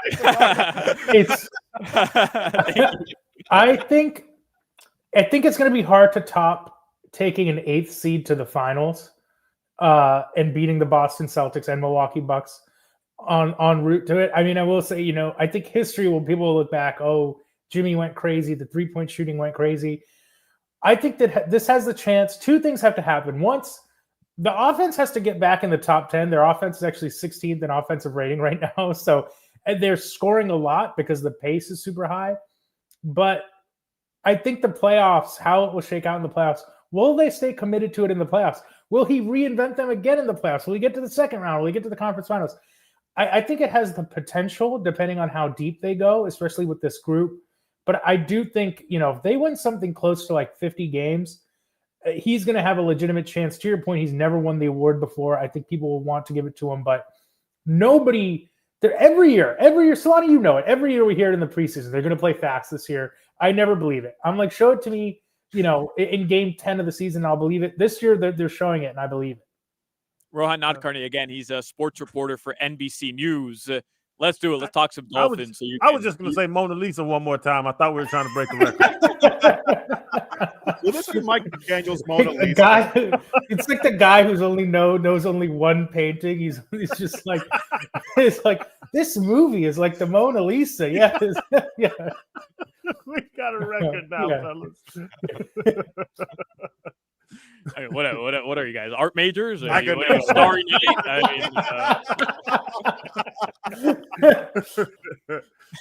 The worst part is, like, I've been to the Met, I've been to the MoMA, I've been to the Louvre, I've been to all these museums, and for the life of me, I could not. I'm sweating. Like, one more painting.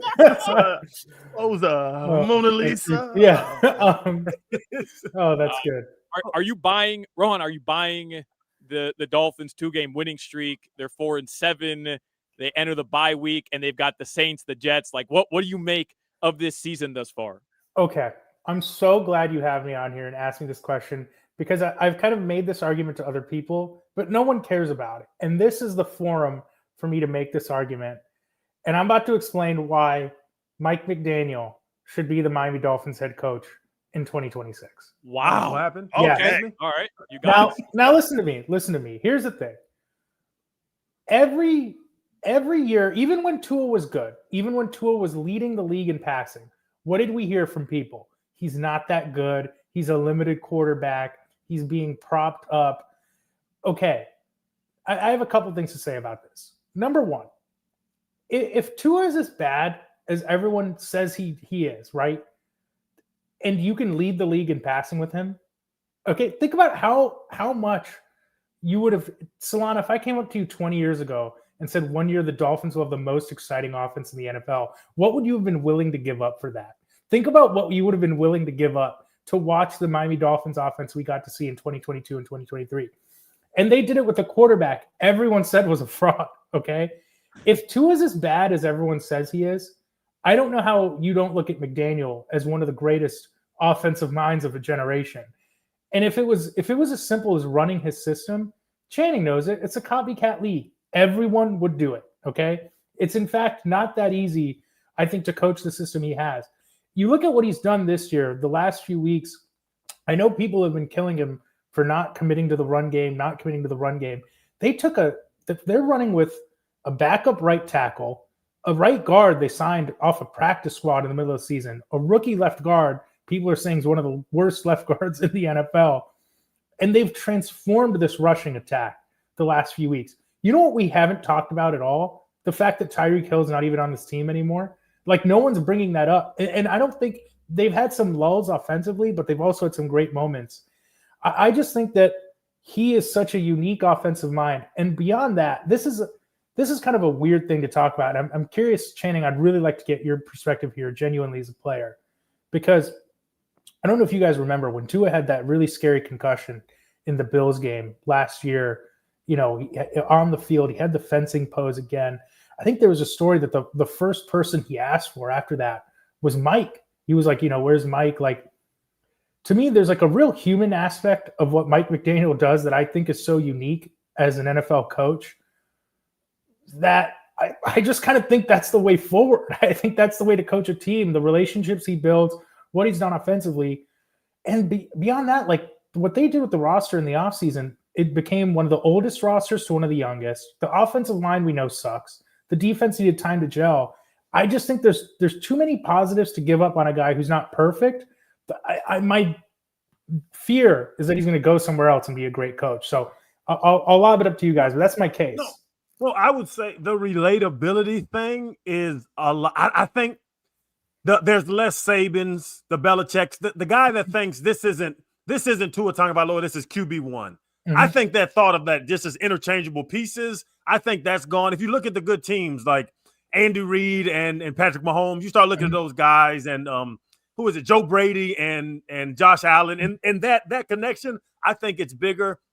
But to your point about McDaniel, I think he is an awesome play caller. I don't know if he's head coach material there.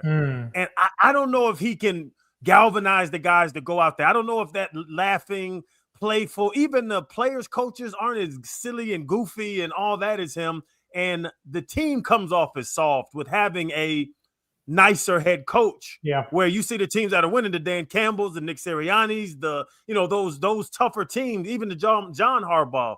That's the thing with me and Mike McDaniel is the entirety of the team. I do believe he's a good play caller, but also it surprised me that you're on McDaniel's side. How do you feel about them getting rid of Chris Greer and keeping McDaniel? Because I thought that would be a marriage that had to be broken at all costs. Here's the thing.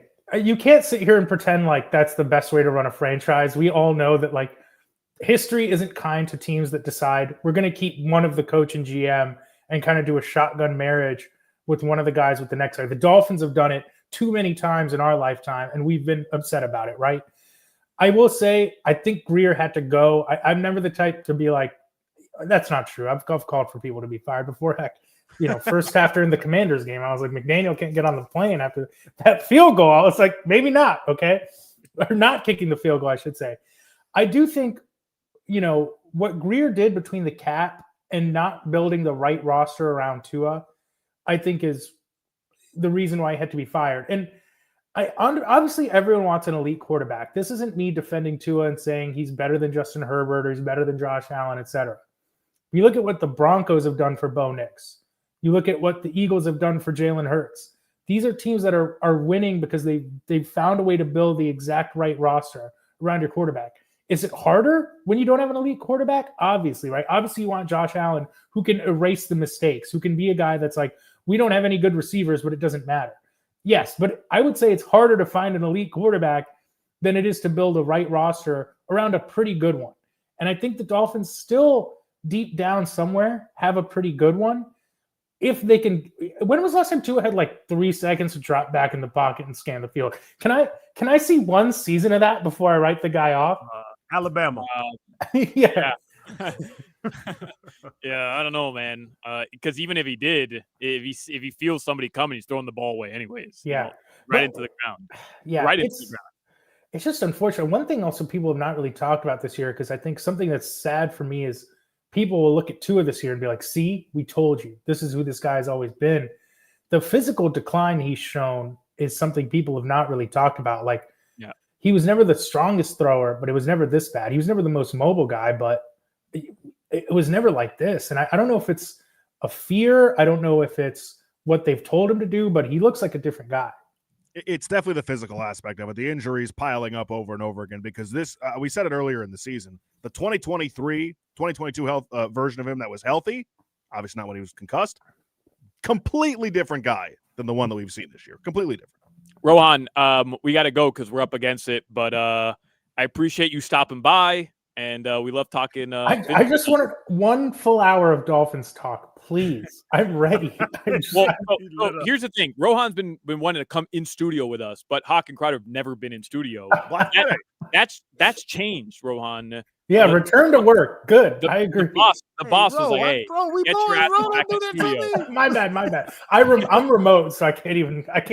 My bad. So when you're here next week, text me and we'll bring you in. So we'll try to bring you in so we can do some Dolphins, break it down with you, but get a better take than bringing back Tua McDaniel. I mean, come on, workshop. But I put a spin on it. Though. I said he's not gonna lie. I was surprised as hell about that one. Me too. I like it. Rohan Nadkarni, again, he's a reporter covering several things, sports especially, for NBC News. We appreciate you, man, and we'll talk soon. Anytime, guys. Thank you for having me. Thanks, There Rohan. you go. All right, we'll take a break. 4 o'clock hours coming up next. We'll try to win some money with Rob Pizzola, who will join us in the 4 o'clock hour on Hochman, Crowder, and Solana.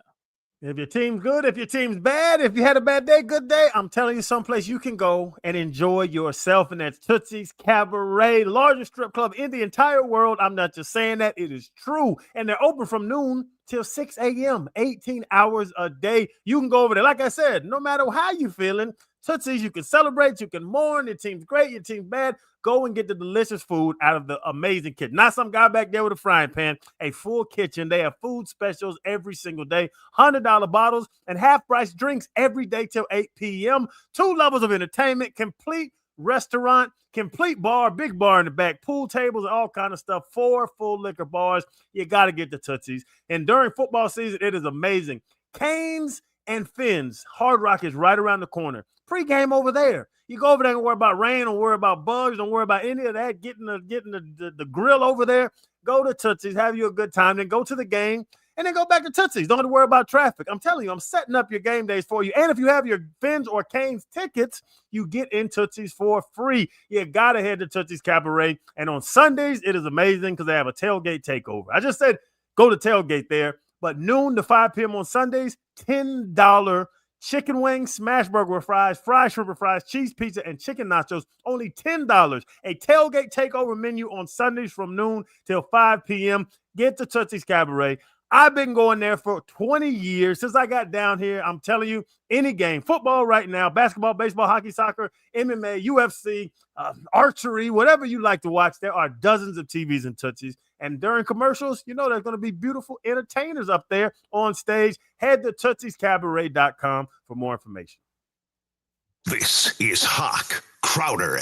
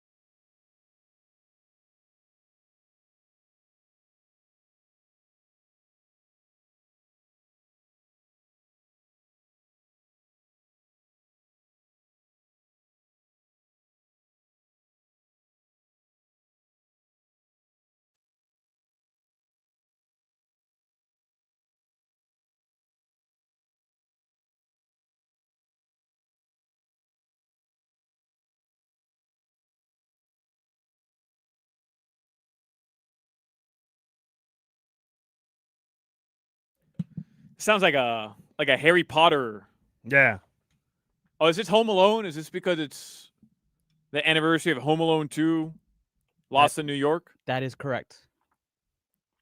Crowder, favorite all-time Christmas movie, and why is it Home Alone 2? Well, you'd have to unmute yourself to answer. That would help.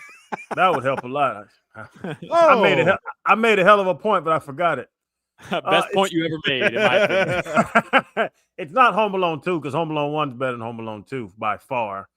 Oh, That might be the worst take you've maybe ever had. Almost Christmas. It's a black movie y'all have never seen because y'all don't watch black movies. Correct. You're okay, Josh. You can laugh. I won't. I was giving it a second to breathe. I was letting the joke sit. Not a joke. Yeah. No, Home Alone 1 is a very I can watch Home Alone 1 again. I can't watch any other ones. You can't watch Home Alone 2 is widely considered the best of the Home Alone variety. Apparently there's like 5 Home Alones. Is there? Yeah, I didn't Jimmy was telling me the other day there's like 5 Home Alone movies. Yeah, they got another little boy because it couldn't be Macaulay Culkin at 35. So they got another little boy, and he's just as annoying as Macaulay Culkin. Home Alone inflation. Too many. Is that the 5th one? Everything costs a lot of money. He can't buy any more toys. Are you proud of that joke, Appel? No, I was just saying there's too many Home Alones. No, I mean we know what inflation Well, is. Are you well, proud no, of Crowder thought I was trying to come up with a name for the 5th one. Okay. And Yeah, yes, to answer your question. You know how he had to buy his own food, but inflation, now he can't eat. Home Alone survivor, like he really has to survive and figure it out.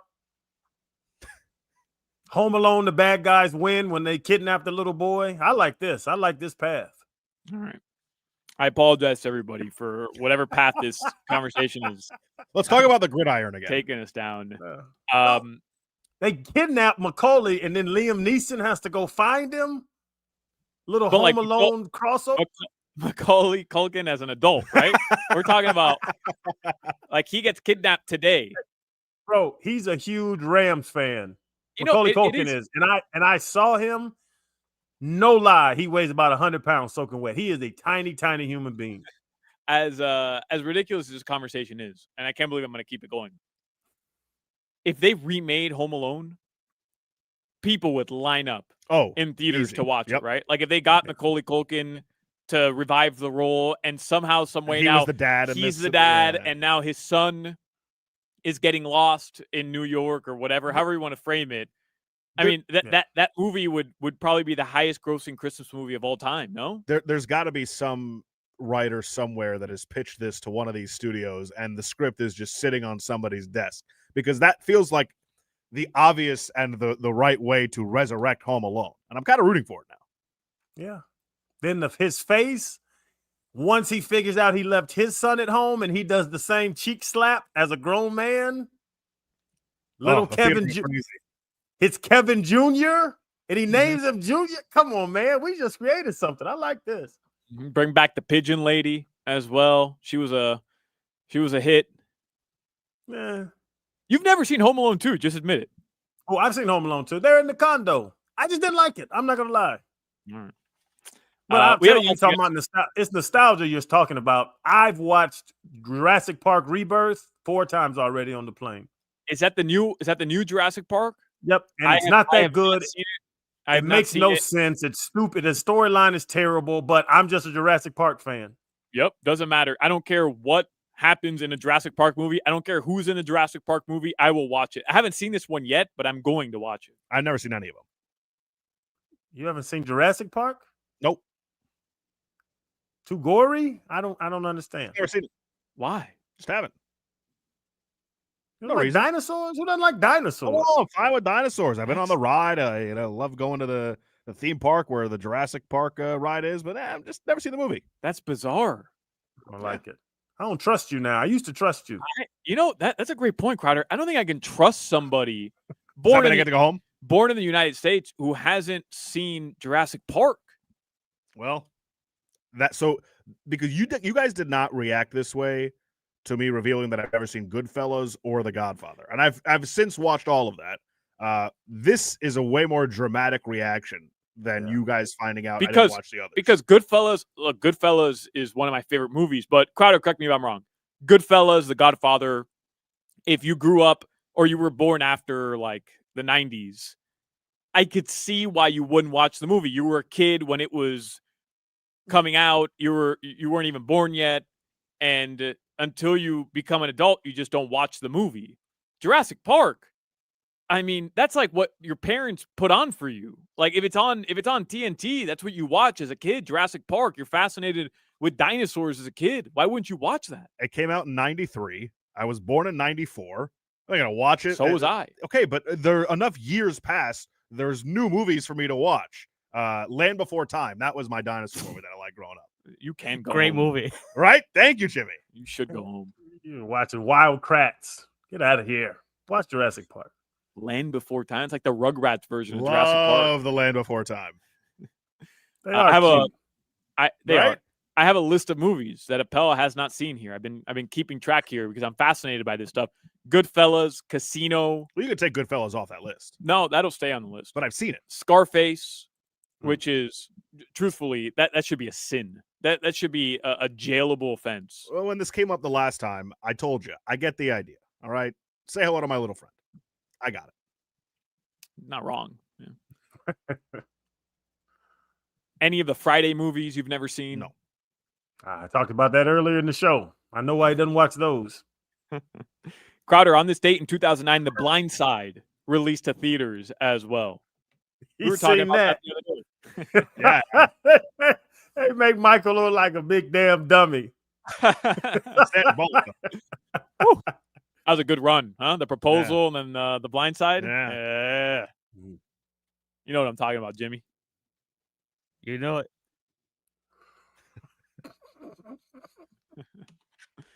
All right, let's get to headlines. Rob Pizzola is going to join us coming up in a few minutes.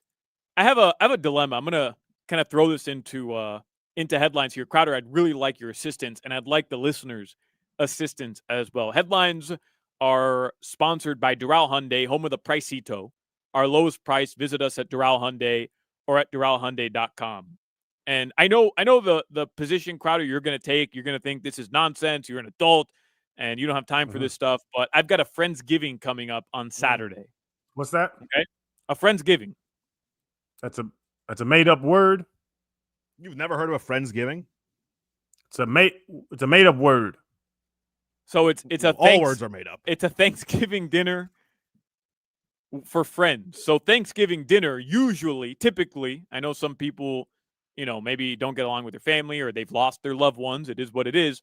But typically Thanksgiving dinner for Thursday is reserved for a family holiday. You sit down, you break bread with your fam. This they're dead? What are you talking about? I don't know. But the Friendsgiving is strictly friends. You get together with friends that you wouldn't invite to the Thanksgiving dinner, and you do the Thanksgiving dinner. It's honestly an early version of the Wombo, if you think about it. Friendsgiving. So, it's like Thanksgiving with lesser emotion. Yeah, I guess so. I guess that's a good way to put it. It's Thanksgiving, but it's the people you wouldn't celebrate Thanksgiving with. Okay, the people you care less about. I got you. So, yeah, waste of time giving. Okay, what we got? All right. So, as you guys know, on this show, we've kind of been out on traditional Thanksgiving dinners. Mm-hmm. Hoch kind of led the charge here, and I happen to have come around over the years. The turkey's fine, but why am I eating something because of tradition? Why am I doing something that's fine when I could eat something better? So I proposed to my group of best friends, the traditional Thanksgiving dinner for our Friendsgiving. Let's do an appetizer party. So everybody brings appetizers, and then we all eat different appetizers. But we're turning it into a contest where we're all going to vote on the best appetizer at the end of the party. I can already see Crowder's gearing up to torch me here, and that's fine. Feel free to torch me. Well, you are seeing Fred don't do Friendsgiving where you pick a winner on appetizers. This is ridiculous. What y'all can't. What is the difference between me calling my buddies and saying, hey, what you doing Saturday night? Y'all want to grab something to eat? Oh, yeah, call John. Yeah, call Fred. Okay, yeah, call Ronnie. Yeah, get the wives. We'll go have dinner. Y'all have to call it a name and have an appetizer competition? Y'all are special. Well, it's around Thanksgiving, so of course you're going to call it Friendsgiving. I don't understand what the No. problem is here, Crowder. I mean, we all want to get together and celebrate and have a good evening together. But I don't want to go to a restaurant. I don't want to have to pay a tip. I don't want to have to overspend at a restaurant right now. We're all going to get together at a house, and everybody has to bring something. And instead of everybody bringing, the mashed potatoes out of a box that I know that they're all bringing, and the mac and cheese out of a box, and somebody going to Costco and buying a turkey that's been sitting there for a day, we're all going to bring different appetizers. So here are the rules. You could make the appetizer, or you could buy the appetizer. And I need help. I want to win this. I need help. What do I take as my appetizer? And I'm enlisting everybody here for your help. Like, send me options. I don't know if either of you have any good options. I love a good buffalo chicken dip. Can't go wrong with a buffalo chicken dip. Everybody likes that. Is it about creativity or just the success? It's both. It's both. And you have to be creative here, because I'll give you an example. I was thinking about rib rolls. I go to Flanagan's and I buy like 3 orders of rib rolls, and I show up with a couple rib rolls. That right there might be the winning formula. But wow. I'm afraid that I'm not the only person who's going to think of that. And if you show up to the appetizer party and you and another person are sharing the same appetizer, you've lost. You've got no chance to win this competition. I know. You've seen me do it.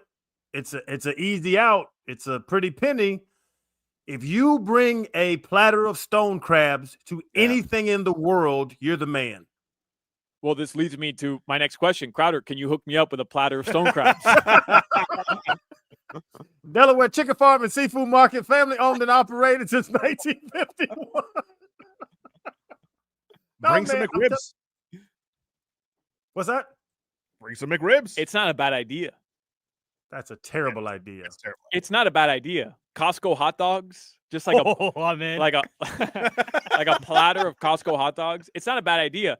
I'm telling you, we can get really creative here. You can go and buy a platter of croquetas. I just threw down a pastelito from outside. The thing is, like, I want to be unique here. I'm afraid in Miami, I'm going to a party.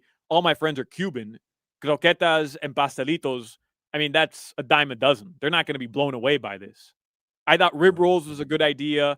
Again, it could be from a restaurant. I've got a couple days here to figure this out. This is Saturday, so you let me know. Get the tuna ceviche tacos on top of the little crispies. Yeah. You can't cheap out. Don't cheap. If you want to win, don't cheap out. And I can't be the guy that shows up with, how they'll do like the tostones rellenos, so like the tostones or the maduros covered with stuff on top. You can't show up with 4, because even if it's the best tasting appetizer, there's only 4. Not everybody gets to try. You're not gonna win the vote here. So you've got to show up prepared. Bring an appetizer that I don't even know the words you just said, so that's not going to work. Madures and the Totonos. Bring something that people actually want to know.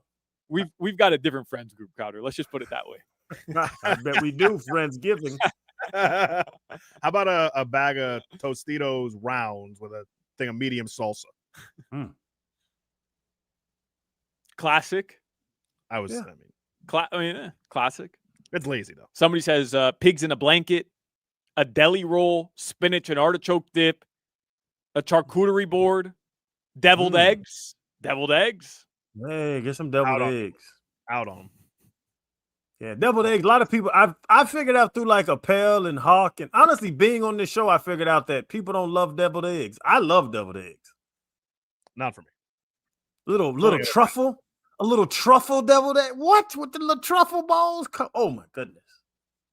Somebody writes Venezuelan empanada and tequeños, bacon wrapped dates, sándwich de miga. That's for me. All right, we'll keep texting it in. Strawberries and dip. Dip is a bar of cream cheese and a jar of marshmallow fluff and 1 teaspoon of vanilla or almond extract. That sounds like a dessert. Yeah, that doesn't Sounds sound like y'all getting strawberries and whipped cream. That's nasty. That's the part. That's what y'all's Friendsgiving do. Yeah, what y'all doing in Friendsgiving? This Friendsgiving sounding better and better to me. Strawberries and whipped cream. I've got from a restaurant, America's big chain restaurant appetizer platters ranked. Are you guys ready? Dave & Buster's, the platter is ranked number 1 on this list. The platter's called Game Day Grub, pretzel dogs, smash burger sliders, bone-in wings with your choice of sauce or dry rub, and that all comes together on one platter. Buffalo Wild Wings as like a house sampler, Chili's, the triple dipper. Show up with like 8 triple dippers. Okay, now that might be the right. move. There you go. But you're bringing if you bring something hot, it's not going to be hot by the time it's opened, and people are going to be late. I think you got to go chilled. Yeah. All right. Well, we'll brainstorm. I want to get Hoch's opinion on this tomorrow as well. We'll brainstorm and keep texting it in. Tweet me. Tweet Crowder as well. Just tag Crowder just to piss him off about it. I'll see you Wednesday. If the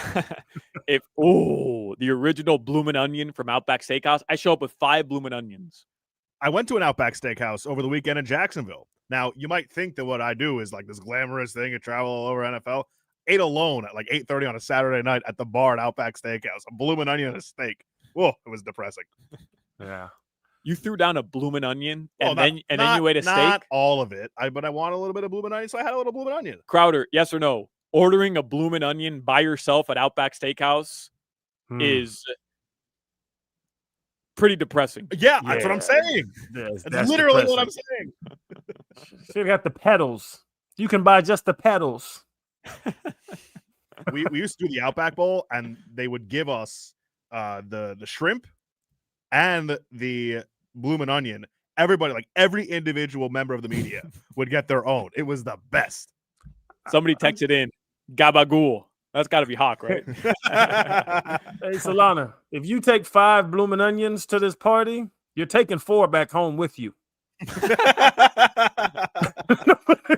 Just drop them off at Appel's house. Perfect. All right. Your weather, those are your headlines. Great those are your headlines. sports headlines.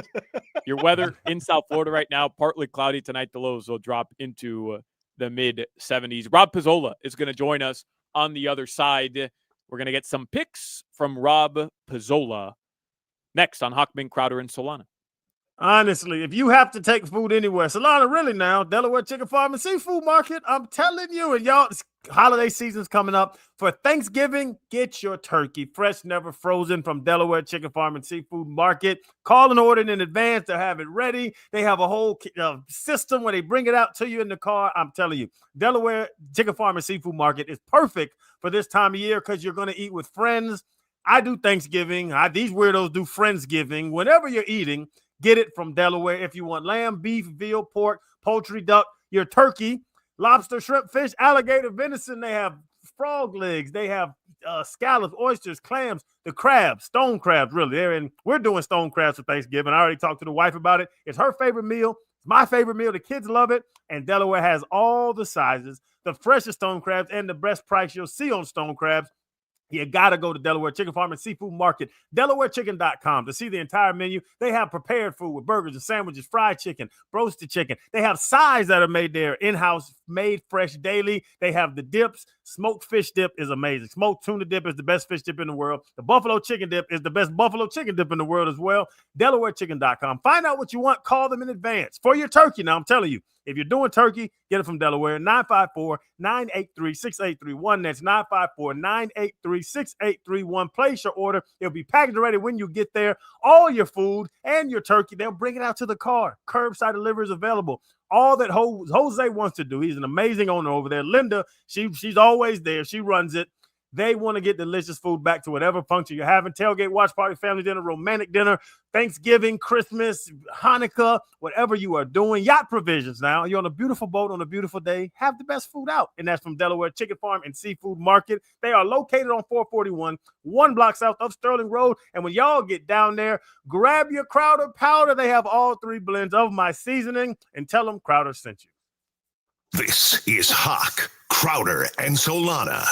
I have this fantasy, I've had this for years, of becoming obese and bedridden and just watching TV all day and having people bring me food.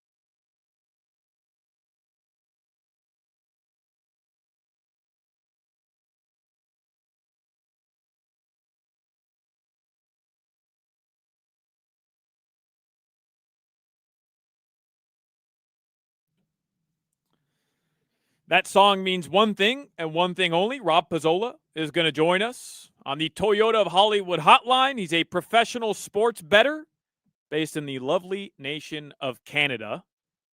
He's the founder of the Hammer Betting Network, and you can catch him hosting Forward Progress, their NFL betting show on YouTube and all other major podcast platforms.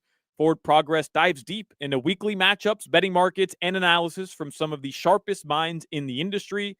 Make sure you follow Rob on Twitter at Rob Pizzola. I've been very much looking forward to doing this. Hello, Rob. Hello, Solana.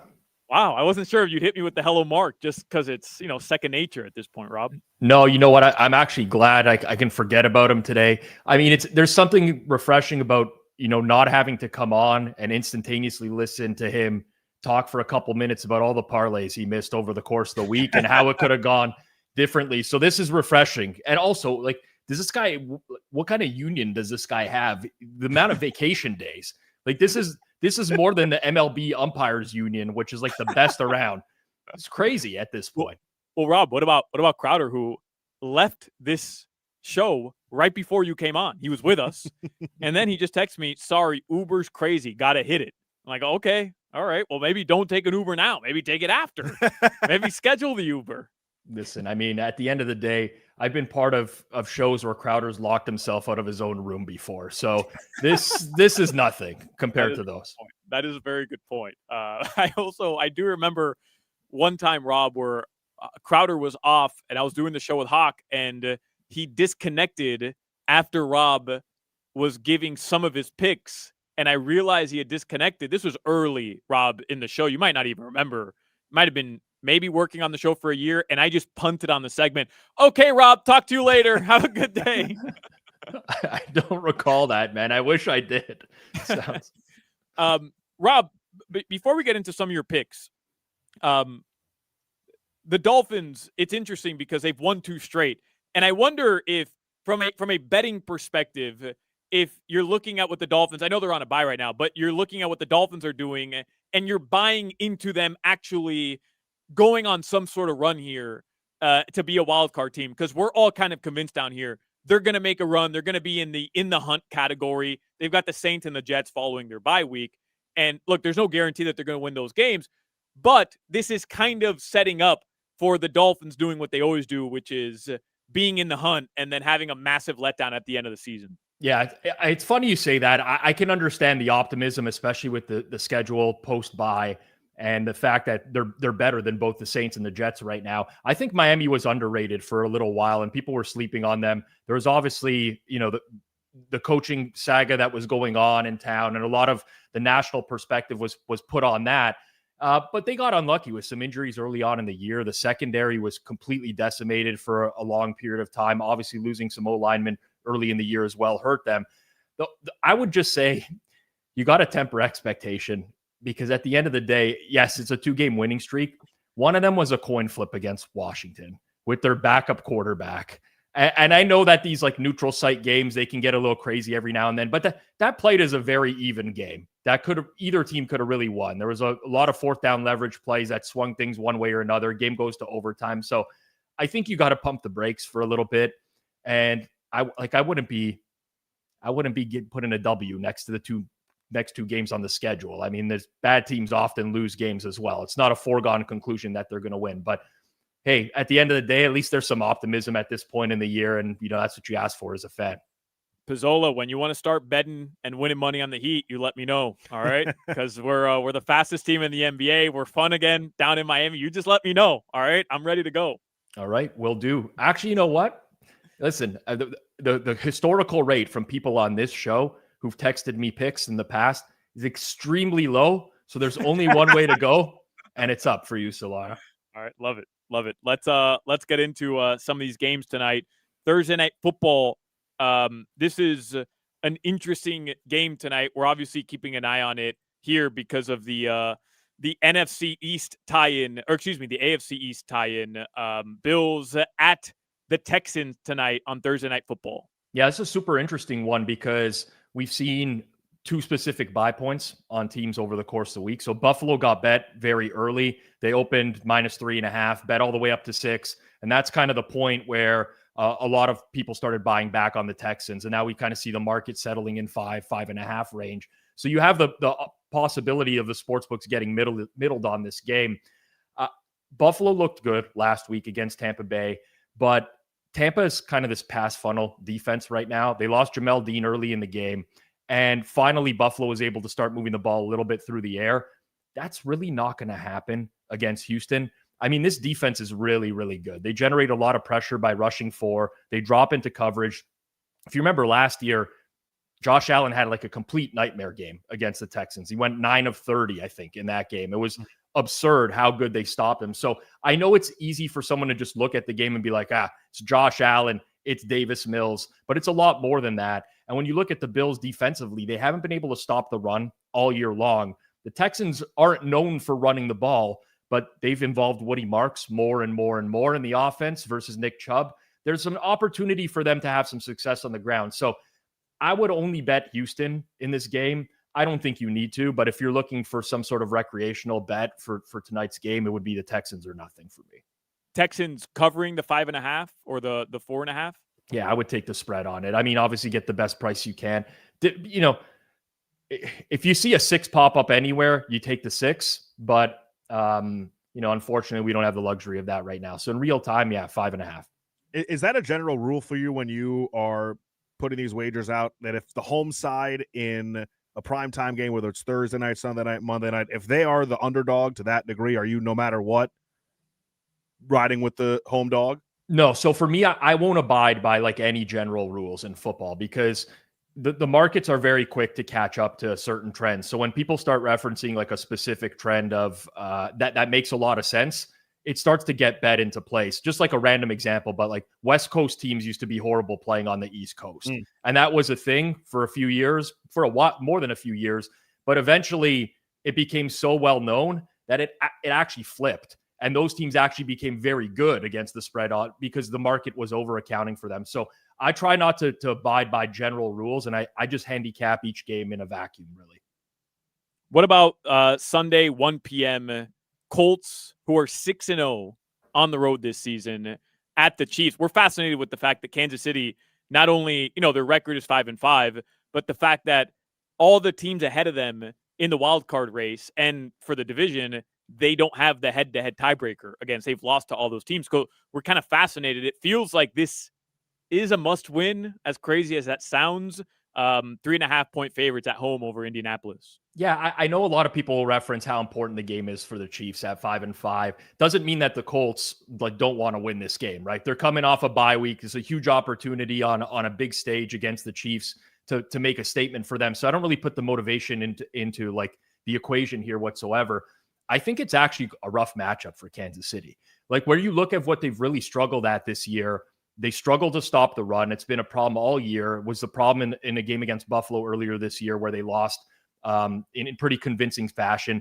They give up a ton of yards per carry on gap concepts, and the Colts run gap at one of the most efficient rates in the entire league. And the Colts offense kind of works when they can run the ball. It sets up play action for them and all those things. On the other side, teams are playing KC with a lot of man coverage right now. And they're saying, attack us deep and beat us deep. And they haven't been able to do that for several weeks now. So their offense is just, it's struggling to create those explosives. You look at what the Colts now have at corner, and it's a very different game here. So I like the Colts. The only thing I will say is maybe don't bet this now and just wait till tomorrow, because Daniel Jones popped up today on the practice report with a calf injury. I don't like seeing that on a Thursday. The backup there would be Riley Leonard, and Anthony Richardson's on IR. So you kind of want to wait tomorrow to make sure DJ gets a full practice in before doing anything here. But if he does, I like the Colts. All right. I didn't even see that he had popped up on the injury report. It came out, like a half hour ago, if that? It was very new news. All right. And the final game that I had texted you about, Pizzola, is a game that I think we're fascinated with. Appel and Crowder were debating it yesterday. Shedeur Sanders making his first official or his second start for the Cleveland Browns. First start, second action on the road in Las Vegas. Everybody has a take on Shedeur, and I'm fascinated how you would handicap this from the perspective of he didn't look great, but it's also a rookie starting his first game, who we found out hadn't even taken snaps with the first team. until he was put in the game last week.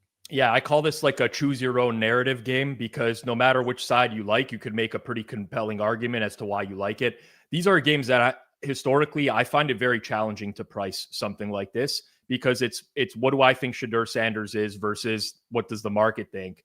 His 4 for 16 with the pick last week, arguably one of the worst quarterback performance I've ever seen in my life. And I don't think that's recency bias. Like, he looked really, really bad. So you have, a thought in your head of, well, I get to bet, -3.5, -4 against what could be a historically bad quarterback. I want to do that. But the Raiders are just so inept as a team. And you look at where they struggle the most, it's on offensive line, right? They lost their left tackle, Colton Miller, earlier on in the year. One of their guards, Jackson Powers-Johnson, they drafted him a couple years ago, out as well. The Dallas defensive front just annihilated the Raiders on Monday Night Football. The Browns are going to do the same. And ultimately, I don't know that I trust them enough to win by margin. But it's a tough game. I mean, if you said, Rob, you got to pick the spread, I'm probably going to lay it with the Raiders, just because I cannot mentally get over what I witnessed at quarterback last week, which somehow was a significant downgrade from Dylan Gabriel, like probably worse than Dorian Thompson-Robinson last year. And he was horrendous as well. So Raiders are nothing, but man, that's a tough one. Rob, before I let you go, what do I make of your Italian national team having to go through a playoff and potentially miss the World Cup for the second consecutive time? That is, and by the way, I have very brutal ground in terms of national teams right now, because the U.S. men's national team just put 5 on my national team. So tough times for me. But Italy, for the second straight time, might miss the World Cup, Rob. I mean, what's going on? I'll tell you, and the draw happened this morning, and all my friends in the group chat are like, oh no, like this could be bad. And that's how bad it is. Like, it's Northern Ireland and then potentially Wales or Bosnia. Right. And we're scared, but that's the state of Italian soccer, really. It's just gone downhill for a while. I mean, they should move on here, but there's going to be such an enormous amount of pressure as well, having gone out in the playoff in the last couple of years. I believe if they advance to play Wales, the game will actually be in Wales as well, which would be a real challenge altogether. So it's a realistic possibility. They should advance. They are the best of the 4 teams in their quadrant. But as we've seen before, in these knockout games, you just never know. You're emotional about the Italian national team, right? Correct me if I'm wrong. I remember in the Euros 2 years ago or last year, I remember you like genuinely being emotional about them, because I saw your video after the Blue Jays lost in the World Series, and I could tell like that got to you. It did. Yeah. So both my parents are born in Italy, and I spent a lot of time watching soccer with my grandparents growing up. So that was kind of a tradition. And yeah, I just, when I was 20, Italy won the World Cup. And that was still probably the highlight of my life and amongst like sporting events with my friends, because I grew up in a very Italian community. So it kind of stems from that. I've followed Italian soccer since, but I mean, the golden era is done at this point. There's not a lot of money in Italy right now. They teach a lot of, tactics and fundamentals more so than skill play. And we've seen that the way that soccer has evolved, it's not really conducive to just being perfect tactically anymore. So it's a challenge. I'd love to see them in the World Cup again, though. Obviously, with Canada being there as well. For me, Italy and Canada both being in the World Cup would be big. Rob Pizzola, he likes the Texans covering, but he doesn't really love the game. So Texans covering if you just want some action tonight. He likes the Colts, but wait for an update on Indiana Jones. He's the founder of the Hammer Betting Network, and you can catch him hosting Forward Progress, their NFL betting show on YouTube and all their major podcast platforms. Make sure you follow Rob on Twitter at Rob Pizzola. Pizzola, appreciate you, and happy Thanksgiving, by the way. Yeah, I'm going to enjoy I enjoy 2 every year, because Canadian Thanksgiving happened last month, but it's a tradition for me as well. So happy Thanksgiving to you guys as well, and enjoy some football and hopefully win some bets as well. Yes, sir. Thank you, Rob. Thanks, Rob. Right, take care. Yes, sir. Rob Pizzola there. I could literally talk to Rob about anything. He's great. Love that guy. And I love the Canadian accent. That's the best. So good. So good. 5:00 Funky Buddha Happy Hour is coming up momentarily. We still have a lot to get to. I want to talk to Appel about the Miami Heat. kind of look ahead at what's happening tomorrow, NBA Cup stuff, but haven't really talked about the Heat and their victory yesterday. So we'll try to do a little bit more of that coming up, plus some more NFL stuff. We'll look at this week's slate of NFL games with Josh Appel, NFL broadcaster, all coming up on the 5 o'clock Funky Buddha Happy Hour. You're listening to the Hoch, Crowder, and Solana Show. Somebody has dubbed me on the text machine Bad Bet Bunny.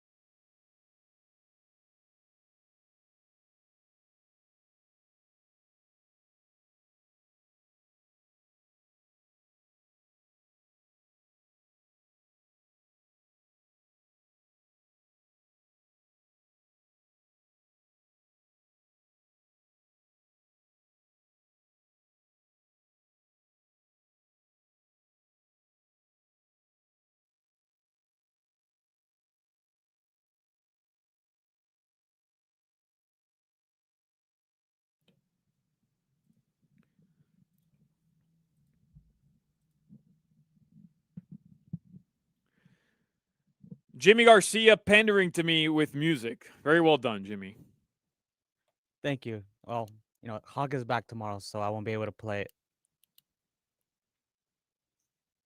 Yeah, stop sucking up to Hoch with the music. Just play bangers. That's it. Just play bangers. We could do without Duran 3 times a week, Jimmy. It's the 5 o'clock Funky Buddha happy hour right here on the Hochman, Crowder, and Solana show. A Thursday, 5 p.m. It's almost Friday, ladies and gentlemen. We got Thursday night football tonight. We got Panthers hockey tonight. We got Canes hoops tonight. It's happening. For those of you who are just tuning in, Hoch is off. He'll be back tomorrow. Crowder was here earlier. He was on First Take this morning. He had to duck out a little early. Someone pointed it out in the chat earlier, and it made me laugh. The idea that he went from doing First Take this morning on ESPN with Stephen A. Smith to then doing whatever we were doing today is hilarious. He went from talking about Shedeur Sanders needing to literally have a statement game in front of the eyes of the world on First Take, maybe the most watched sports program on TV right now with Stephen A. Smith. Drake May doesn't know that, by the way. I don't know if he saw that clip. To then talking about my appetizer party on Saturday for my Friendsgiving. Unbelievable. 5 o'clock Funky Buddha happy hour is brought to you by our friends at Funky Buddha Brewery. Good vibes are always on tap. We've got a lot to get to that we haven't gotten to. Appel and I, we're talking just now during the commercial break about all the things that I had planned to get to today that we just did not get to at all. And I'm going to delay that even more because we've got to get, before we get to our headlines here at 5 o'clock Funky Buddha happy hour, we've got to get to our Tito's Fantasy Football Report. They're sponsored by Tito's Handmade Vodka. Tito's Handmade Vodka is America's favorite vodka for a reason.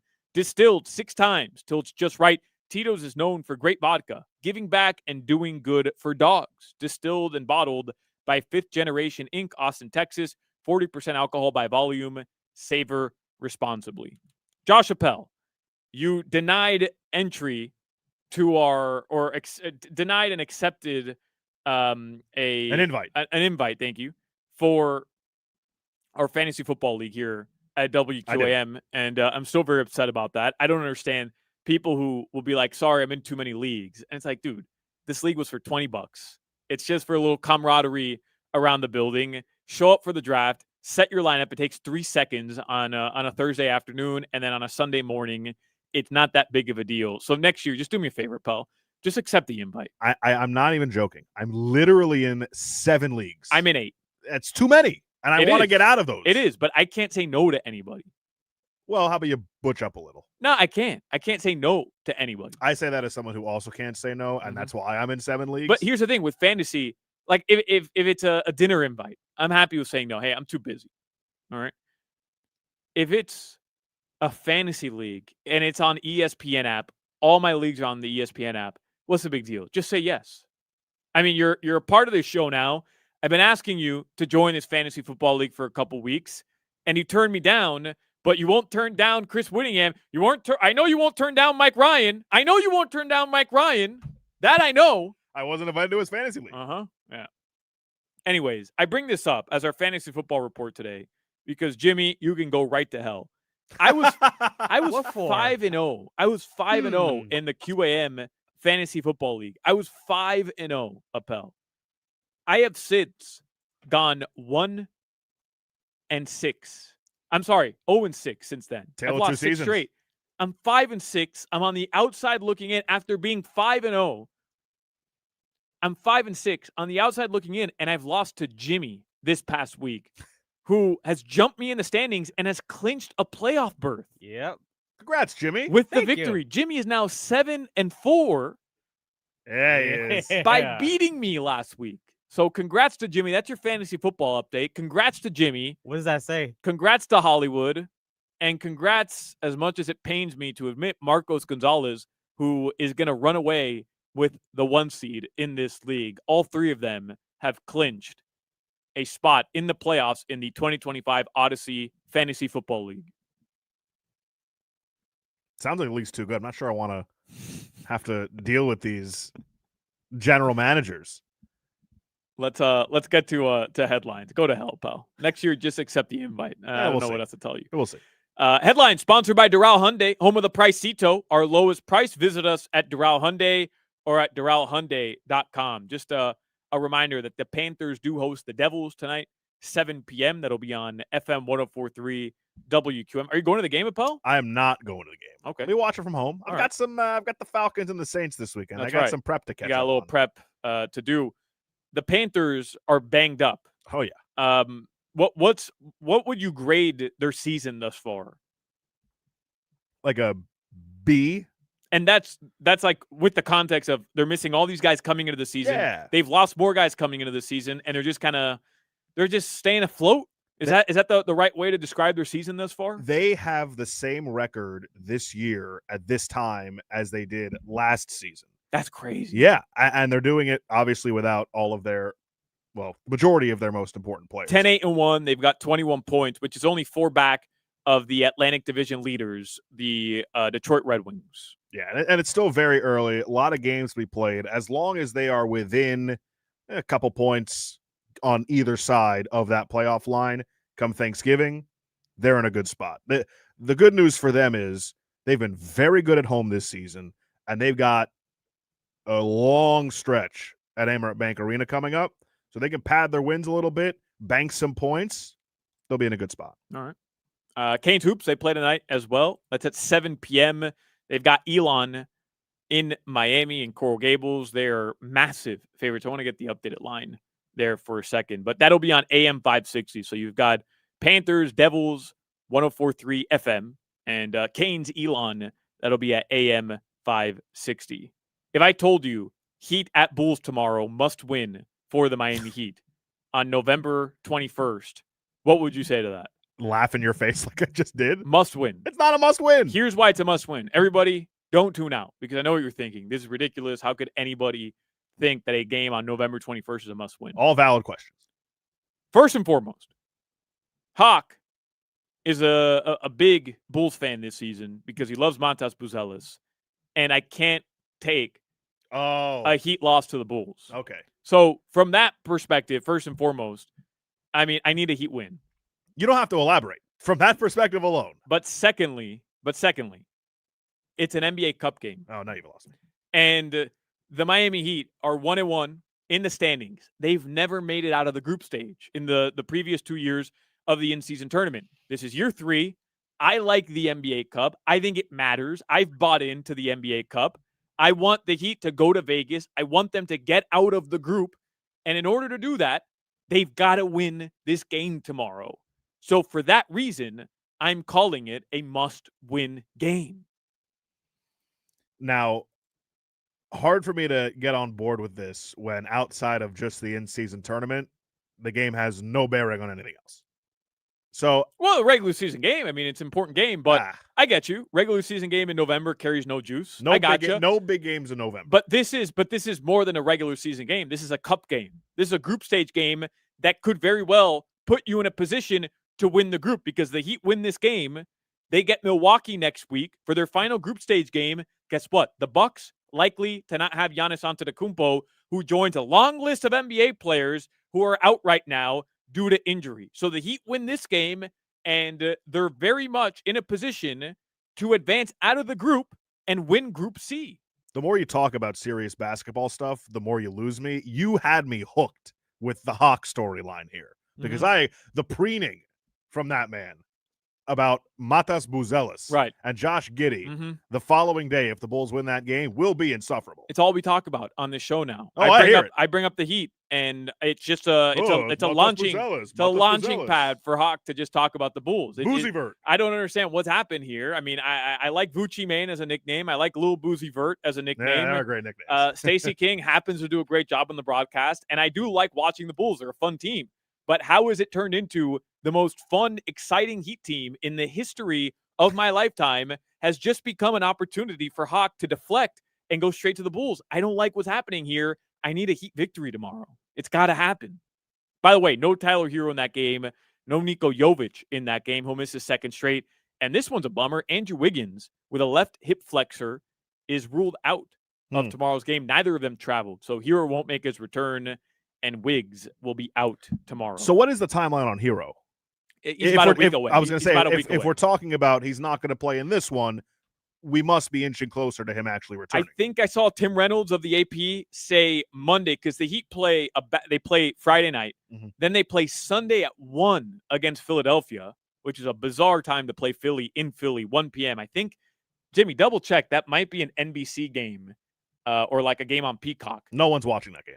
1 p.m. I'm watching that On game. a Sunday at 1. You're right. You. No, you're right. Yeah. Nobody's watching it. Everybody's tuning in to FM 104.3, the Miami Heat audio experience. With Jason Jackson and Damn Amy right. Otter. Damn right. Then they play second night of a back-to-back at home against Dallas Monday. I think I saw Tim Reynolds tweet out that they're looking like a Monday return for Tyler Hero. Yeah. And then I saw Jeff Teague today calling for Hero to get traded, that Miami should trade him. I don't understand what's going on here. Can we see it first? Well, here's the thing. I understand the concept of the Heat.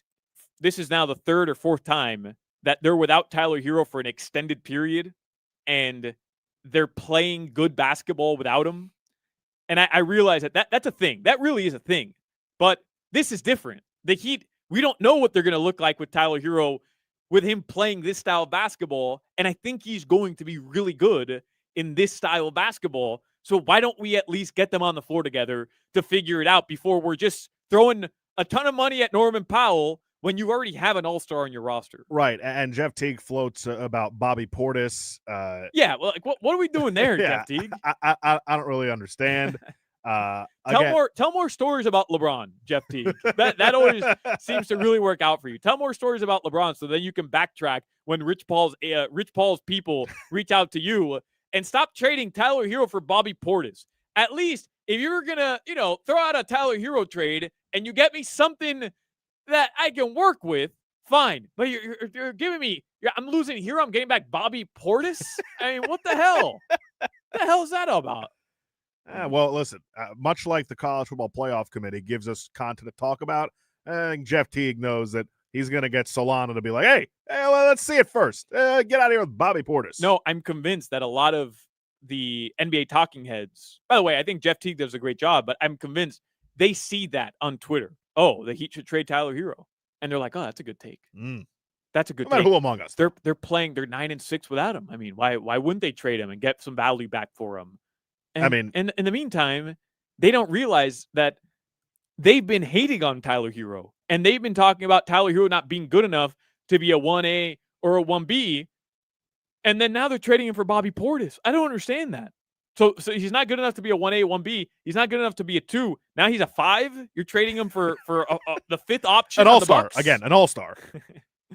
One more thing on the Heat, because as you know, as we started the show today, I was not thrilled about how Jimmy Butler exited the arena yesterday against the Miami Heat after the Heat beat the Golden State Warriors, thanks to Norman Powell, by the way, with his 17 fourth-quarter points. Somebody wrote into the Ask Ira column in the Sun Sentinel, Ira, what a joy to have a player like Norman Powell. Nothing fancy, no drama, just points on demand. He was huge at the finish against the Warriors and prevented something very bad from happening. Hank. Great question. And Ira responds, and ironically did it with a former Heat drama king looking on in street clothes from the opposing bench, with Jimmy Butler doing with the Warriors what he did all so often with the Heat, taking the night off. That's a bar from Ira right there. But he writes, as with Butler, it's almost as if Eric Spoelstra turned for salvation when he inserted Norman midway through the fourth quarter. And while Bam Adebayo got several key baskets down the stretch, it was Norm who made the most definitive statements. And yes, without the drama, just baskets on demand. No, it should not have been this hard against the Warriors, what the Warriors fielded, but Powell made sure it ultimately didn't go south, doing it in his quietly consistent manner. And it's such a great point by Ira. Jimmy Butler, very fitting, back in Miami on the bench for a game in November. I love Stormin' Norman, and I was surprised earlier when you said, like, definitively that the Heat are going to retire Jimmy Butler's jersey. And I think maybe if they had actually gotten over the hump and won, you'd have an argument, but didn't win, the big thing. Terrible exit. Butted heads with the face of the franchise going back years and years and years, at least front office wise, obviously Pat Riley running the team. I don't see how, unless Pat Riley is gone, how that ever gets accomplished. And quite honestly, the way Jimmy Butler is, I could see him being like, no, I don't want you retiring my number. I don't care about you guys. Yeah, I mean, that's fascinating. Like with Jimmy Butler, will he hold this grudge against the Miami Heat for the rest of time? I don't know. Here's the thing. Shaquille O'Neal went out bad. We found out that he and Pat Riley almost came to blows on the practice court. And then he's like taking shots at Chris Quinn after he leaves. Yeah, CW. I mean, he went out bad. As bad as you can go out. But he won. He wasn't playing. He was out of shape. And then he took shots at everybody on the way out. And then they still retired his jersey. He won. Now, Pat and him seem to be cool and everybody's buddy-buddy. Dwayne Wade left this organization. I know it's a little different with Dwayne Wade. I realize that he's the face of this organization. I get it. But with the way he went out when he left, I think there was probably a lot of people who were saying, wow, like that marriage might be broken forever with the way that it ended. And it wasn't. And now we see like Dwayne Wade still was helping the Heat land Jimmy Butler. And even while he's over in Utah, somehow, some way, he still talks about the Heat all the time. And it seems like he's still like this proponent of the Heat culture and the Heat way and Pat Riley's way. It seems like with Dwayne, there's just a silent understanding of, hey, man, keys under the mat for you. That's kind of how it feels with Dwayne. Which is why I thought yesterday for Jimmy Butler was such a good opportunity for him to just come over and say, hey, last year was last year. Let's move on. Just a quick, it didn't have to be a long conversation. He didn't have to go talk to Pat. He didn't have to go talk to Zoe. He didn't have to go talk to Mickey. That's fine. They're not there yet. That's fine. I get it. That'll take time. I'm with that. But just go dap up Bam. Yeah. Go say what's up to Tyler. Quick little handshake. Nico was on the bench. Go say what's up. And then walk away. No big deal. Like, hey, all good. Do you think Bam cares? I don't. Yes. You he do? wore a hat yesterday that said Joy Dealer. He leaned into the bit. He cares. They care. And I'm telling you right now, they didn't like the way Jimmy Butler handled that situation last year. They didn't. They 100% didn't. Let's get to weather to wrap things up here. The Heat do play the Bulls mañana.